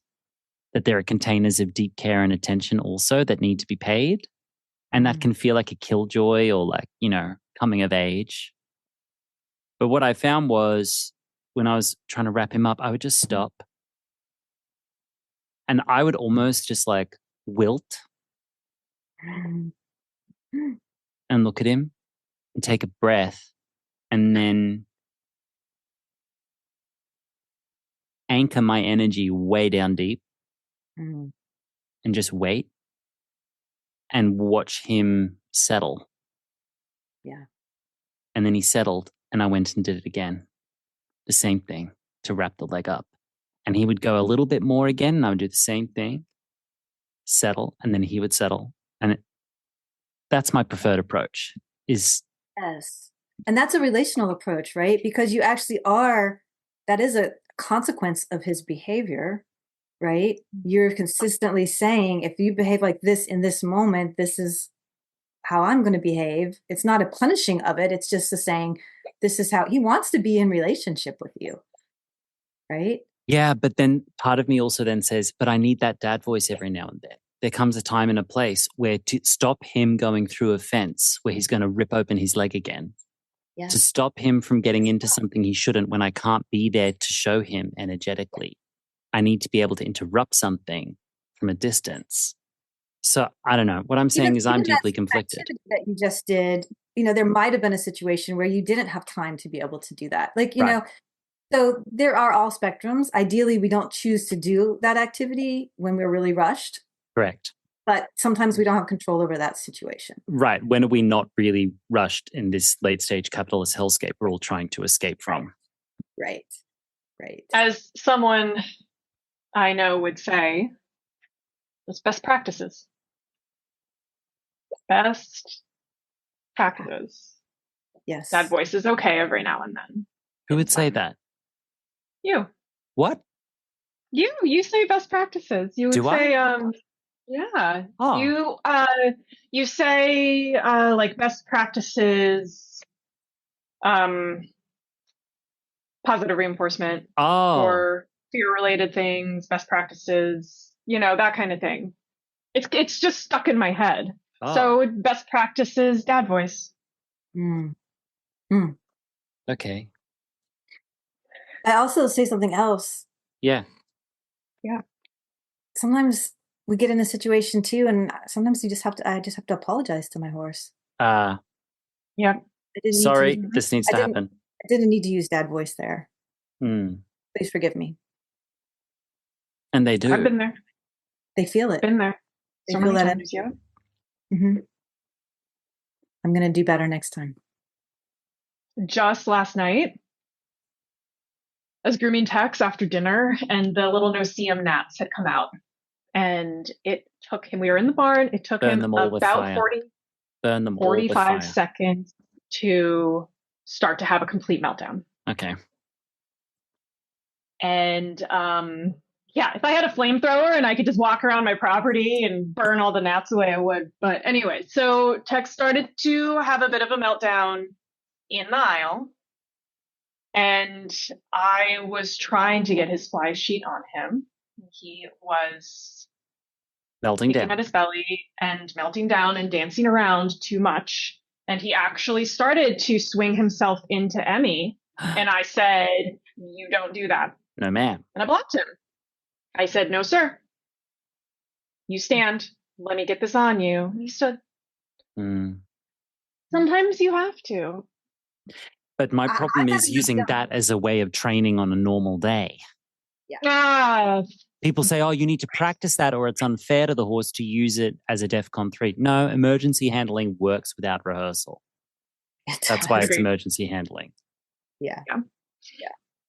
And I've had meltdowns from the gnats, the biting gnats myself. Yeah. Where Yeah. I've had to bail shit because I'm just like, I can't. I'm out. I can't. Wait, do not blame him for his meltdown. Let's be clear. Do not blame him, but let me help you. Let me make it better. Also, please don't swing your butt into Emmy because that's dangerous. Right. So, yeah. Right. And don't ever let that cause us to cast a judgment against the horse's character, capabilities, or ability to collaborate. Like, as much as Oki's throwing his leg around when I'm trying to take stitches off or get the wrappings on, when he needed 5 days of antibiotics after the wound, I was able to walk out in the dark on the track with other horses around and with just the light of the moon, halter him and do intramuscular with a very small gauge needle so it doesn't prick him, which, if it's a small gauge needle, you need like a Herculean death grip on that damn thing to get the penicillin inside. And I'm giving myself early onset arthritis trying to get with one hand, and it's taking forever. But there he is, 3 years old, standing in the dark. Credit to him. Are you kidding me? Like, are you kidding? So I have to remember, I have to remember. Yep. Well, I think we have it. Shall we do our 3 questions to finish? Because Kim's done them before, but Claire hasn't. So let's do them again. Let's muck out one thing. Claire, you start. Oh, I'm prepared for this. Bullshit. Gosh. I Okay, don't actually, believe that for a second. yeah, there's too many things. Probably the biggest thing I would like to muck out right now is just blanket statements. Blanket statements that say that one thing is an absolute. I think statements like those, whatever they pertain to, do a disservice to so many horses and so many horse owners. Could you specify some blanket statements you take exception to? Sure. So a lot in the saddle fitting world, there are a lot of blanket statements about certain ways a saddle should fit, right? And what that does is it means that every amateur horse owner who has seen this viral Facebook post or whatever is suddenly like, oh, does my saddle have that? I need that for my saddle. Or like, do I need something different? And when in fact, the horse that they are riding may or may not be appropriate for that kind of thing, right? But, many people don't understand the nuance that goes into things like this, right? For example, there's a big push about long tree points, for example. There are many people that are like, oh, well, you need long tree points in order for the saddle to have stability, which in some cases, yes, is absolutely true. In some cases, it is absolutely false. It very much depends on the horse, on their shape, on the rider, the discipline, how the horse moves, all of those things, right? And a blanket statement like doesn't that sell saddles, Claire. It depends does not sell saddles, and I would like to muck that out. Do you think, in your experience in this moment, knowing that you could change this at any time, do you think that there are any absolutes that could be blanket statemented? That's not a word. Blanket statemented. Are there any that we could hold on to? As far as saddle fitting goes, or just anything? Anything that's come across your purview.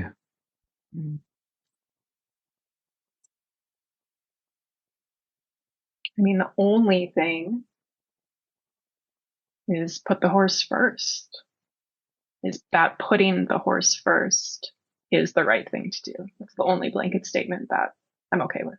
See, even then, I have had rabid conversations already on this season of the podcast. And I'm not sure when this episode's coming out and in what context it's going to appear, if those episodes have been published yet. But I've had very robust, sometimes edgy conversations with some of my guests already, where they took me to task at some level, on the notion of being so horse first, not person first, horse first.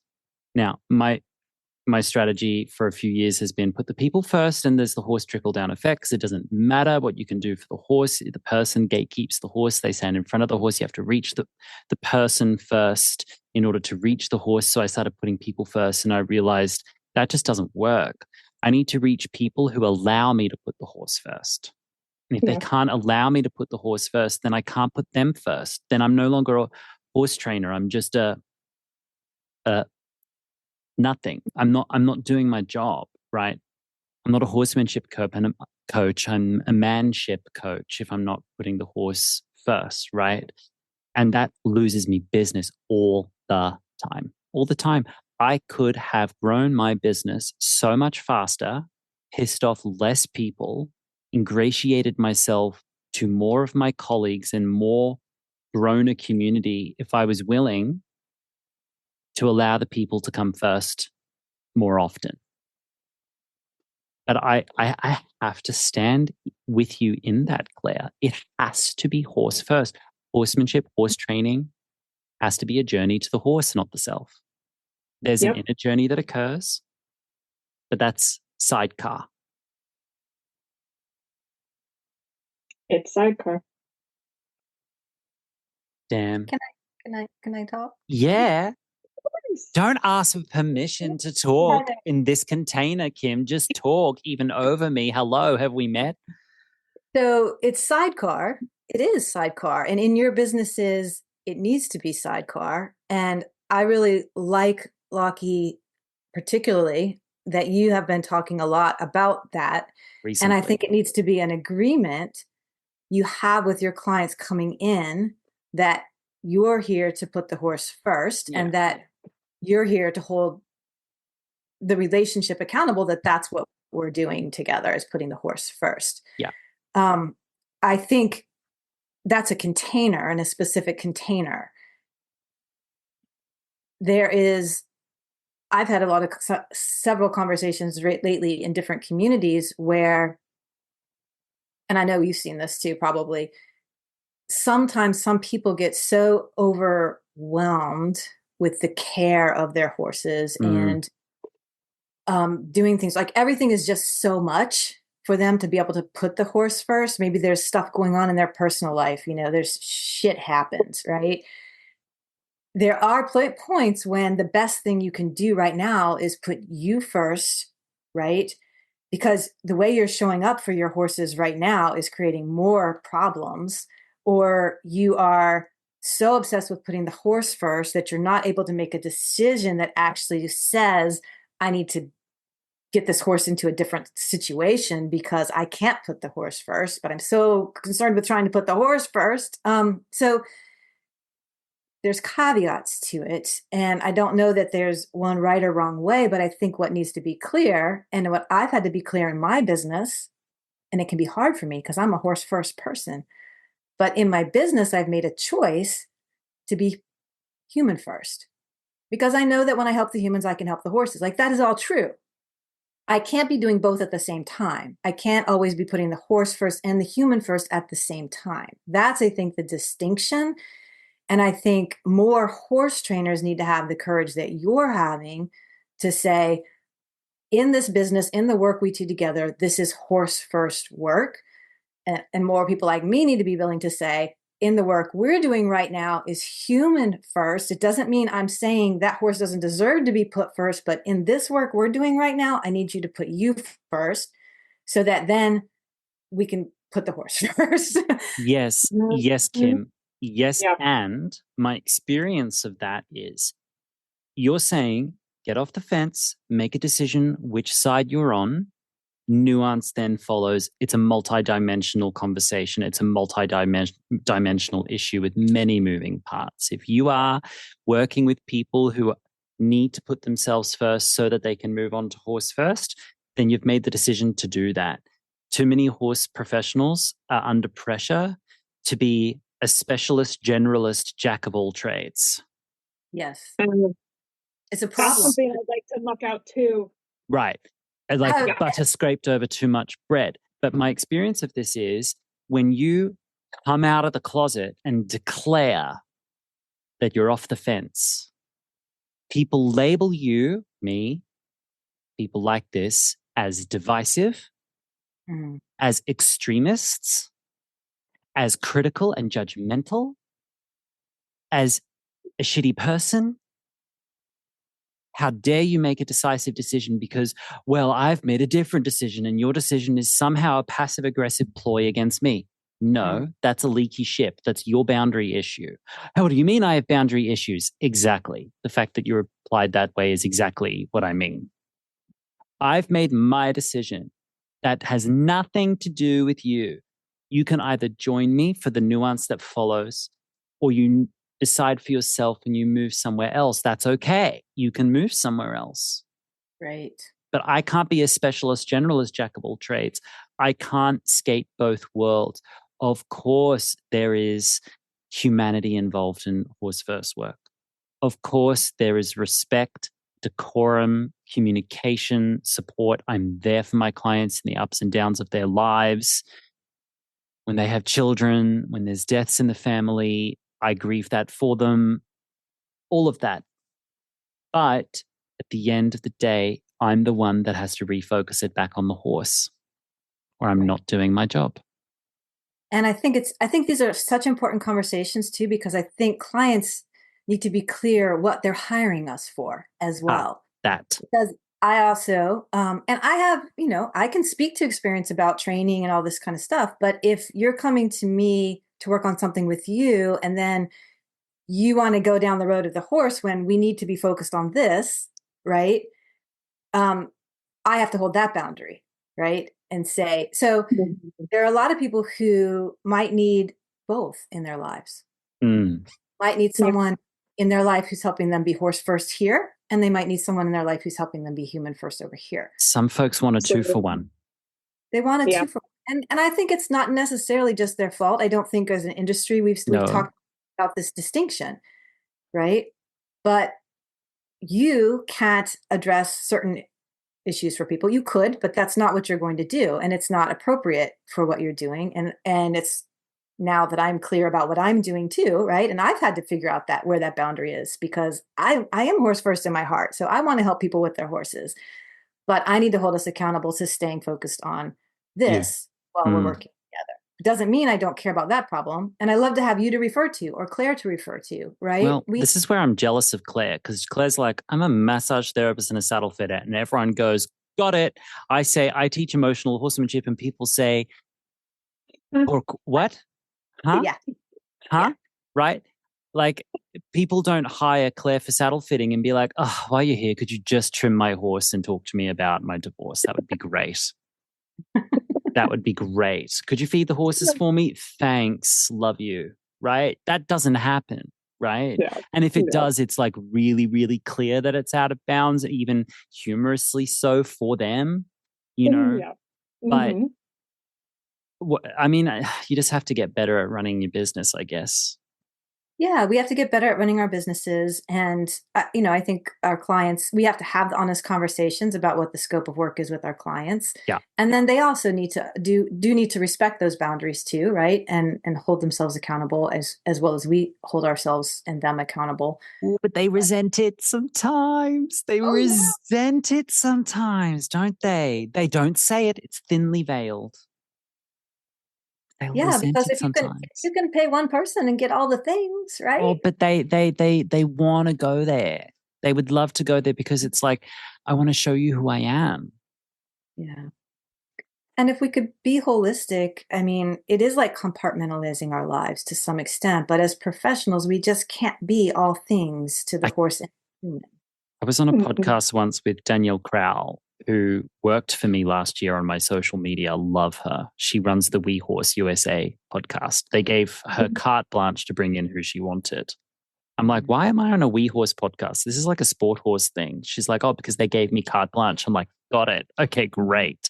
And so I hired her last year. She worked with me on short form content. But when I was on the We Horse USA podcast, great interview, Danielle asked, what does the term holding space mean to you? And deep in my soul went, oh, I'm so tired.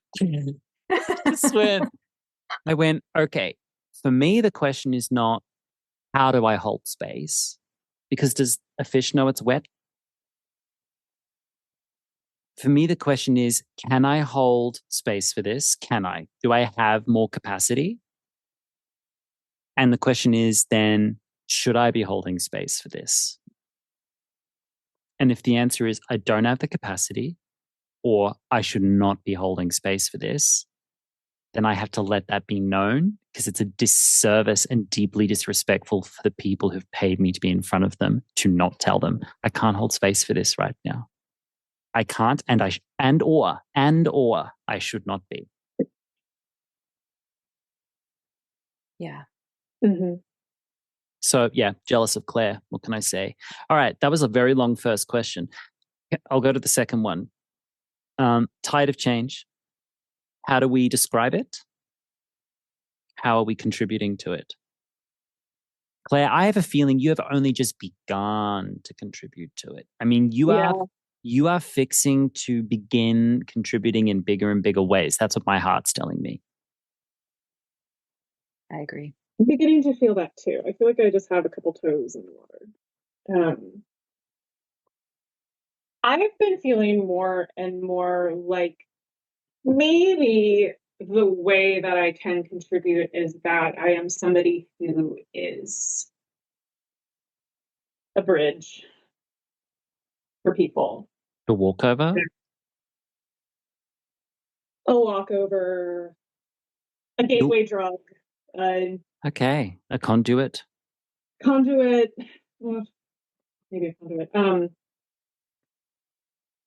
Because I get called in for relatively standard things, right? Saddle fitting, massage therapy. These things are more and more mainstream in the equestrian world as a whole, right?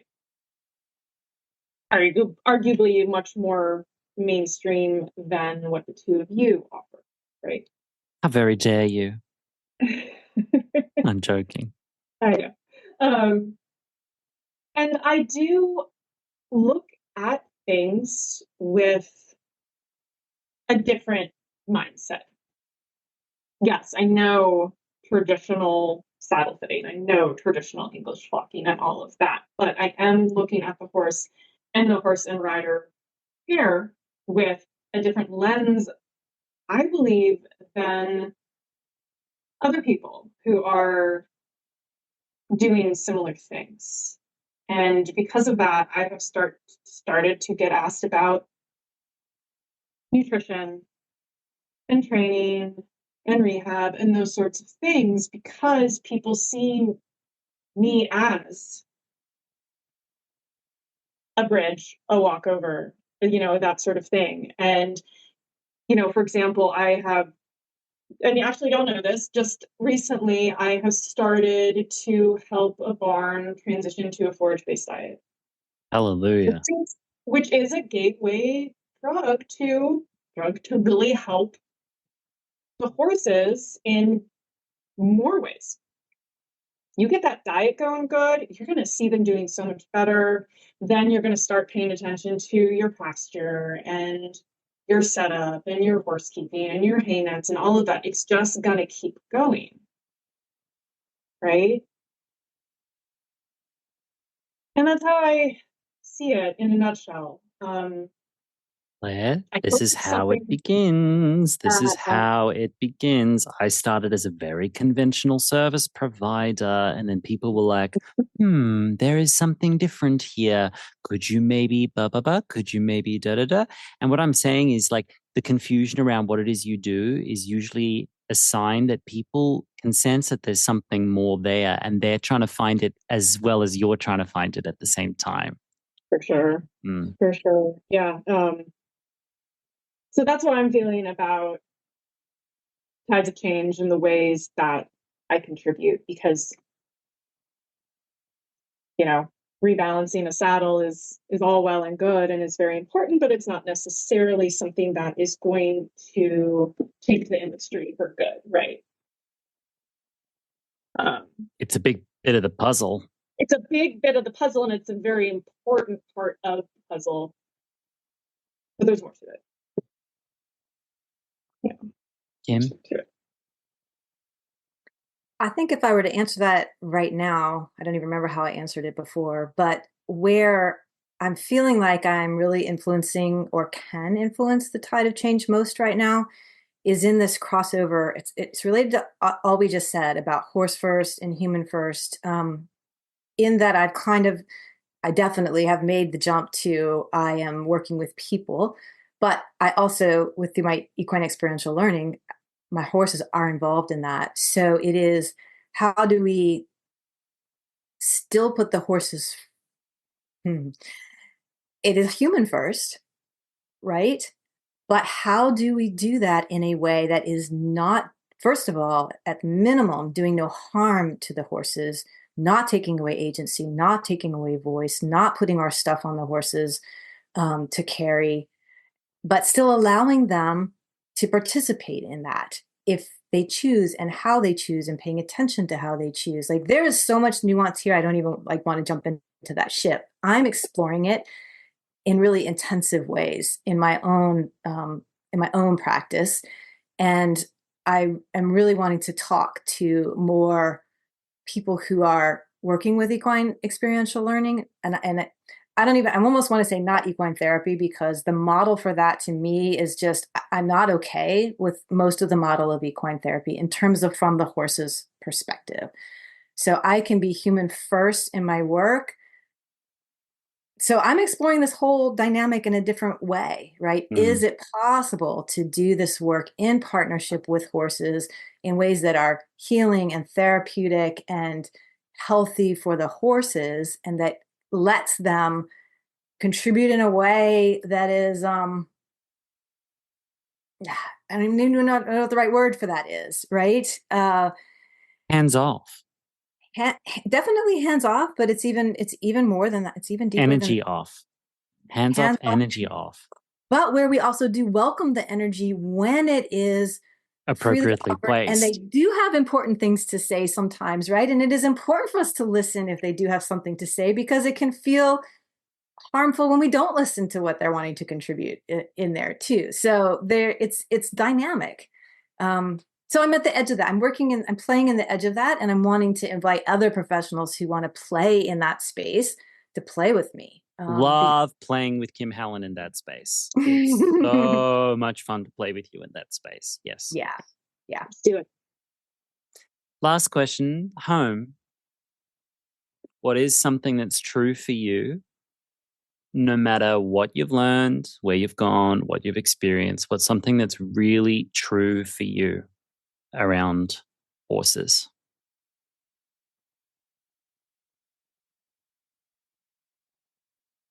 Claire, obviously we're looking at you to start that one. No pressure. I'm looking at the screen right now. You only have to make a bold declaration of truth at the 11th hour, 2 hours in. I think it might just be the very literal sense of home is my home. What I come back to, because we talked about before how I can drive away from seeing something that I didn't like and something that I didn't speak up about, right, because it was inappropriate. And a lot of that, I think, has to do with this physical place that I come back to. And the many wonderful elements in it. I know you feel this, both of you. You know, I'm proud of what I've built here. I'm proud of the feeling that it has. And no matter what, I know that I come back here and everything's okay.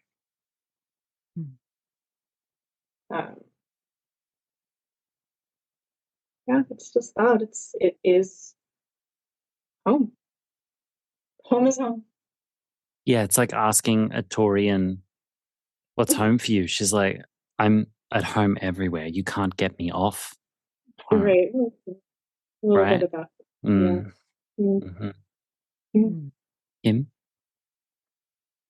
In addition to what I said last time, which is that home is always coming back to nature and looking to nature for my answers and the balance. Another aspect of home, I think, that I'm feeling right now is don't even quite know how to articulate it, but that I do believe in my heart of hearts that the horses in my life are here in my life for a reason, that we've been drawn together, that there is something about why certain horses and certain people are together. And I come back to home with that a lot of times when I'm feeling like my mind wants to question things, or I question what's happening. And when I really sit with it and the horses show me, like, we're meant to be here. We're on this journey together for a reason.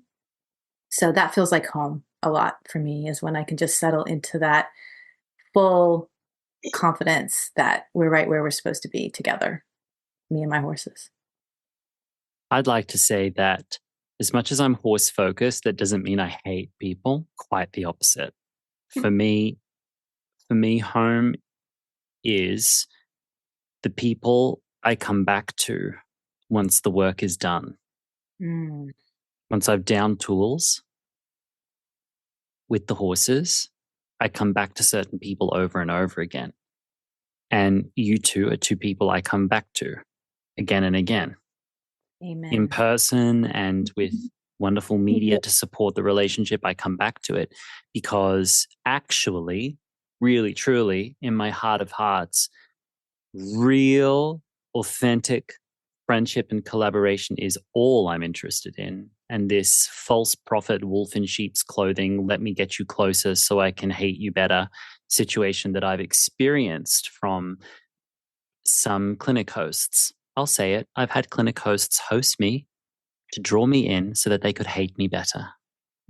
That has actually happened. And if they're listening, hello, I know what you did. I know what you did. Makes me want to rage. I know what you did. And I know what you're doing. Yeah. I don't mean you any ill. I wish you well. I'd like you to wish me well as well. You know? Meanwhile, as soon as that's identified, I come back to the real friendships I've built and the wonderful people I've met through horses, knowing that the friendship we have is not necessarily the reason I'm working with horses. And when I'm working with horses, I'm working with the horses. And then there's the friendships that come sidecar to it. And boy, is it fun to be in that sidecar too. Yeah. Absolutely. Absolutely. I agree. Well, thank you so much for both of your times. And I'm sure now we'll get to step into the group chat and have everything said that we really wanted to say based on these questions. No, you guys have a question for you that I didn't get to ask. I know you guys have been really, really open, actually. And Claire, thank you for allowing me to talk about text in a more vulnerable way. Yeah. I know that's hard for you, but thank you for allowing me to speak about text, because there will be someone listening for whom that is their story too. Absolutely. So, and we love text. We love text. And I think just a little bit on that note, that if there is somebody out there and every single thing they try to do with their horse is feeling heavy and exhausting, there's a reason. And it doesn't have to feel that way. that's a lifeboat. That's a lifeboat. You tossed a life ring into the water and said, jump in if someone needs it. Well, if they want to get in touch with you or Kim, all of your information is in the show notes below. Do you guys want to mention where they might be able to find you from your own words? Sure. Go ahead, Claire. Yeah, so my business name is Rocinante Equine. It's just rocinanteequine.com. Rocinante Saddle Fitting at Gmail. I'm on Facebook. Give me a shout. Love I like it. to chat.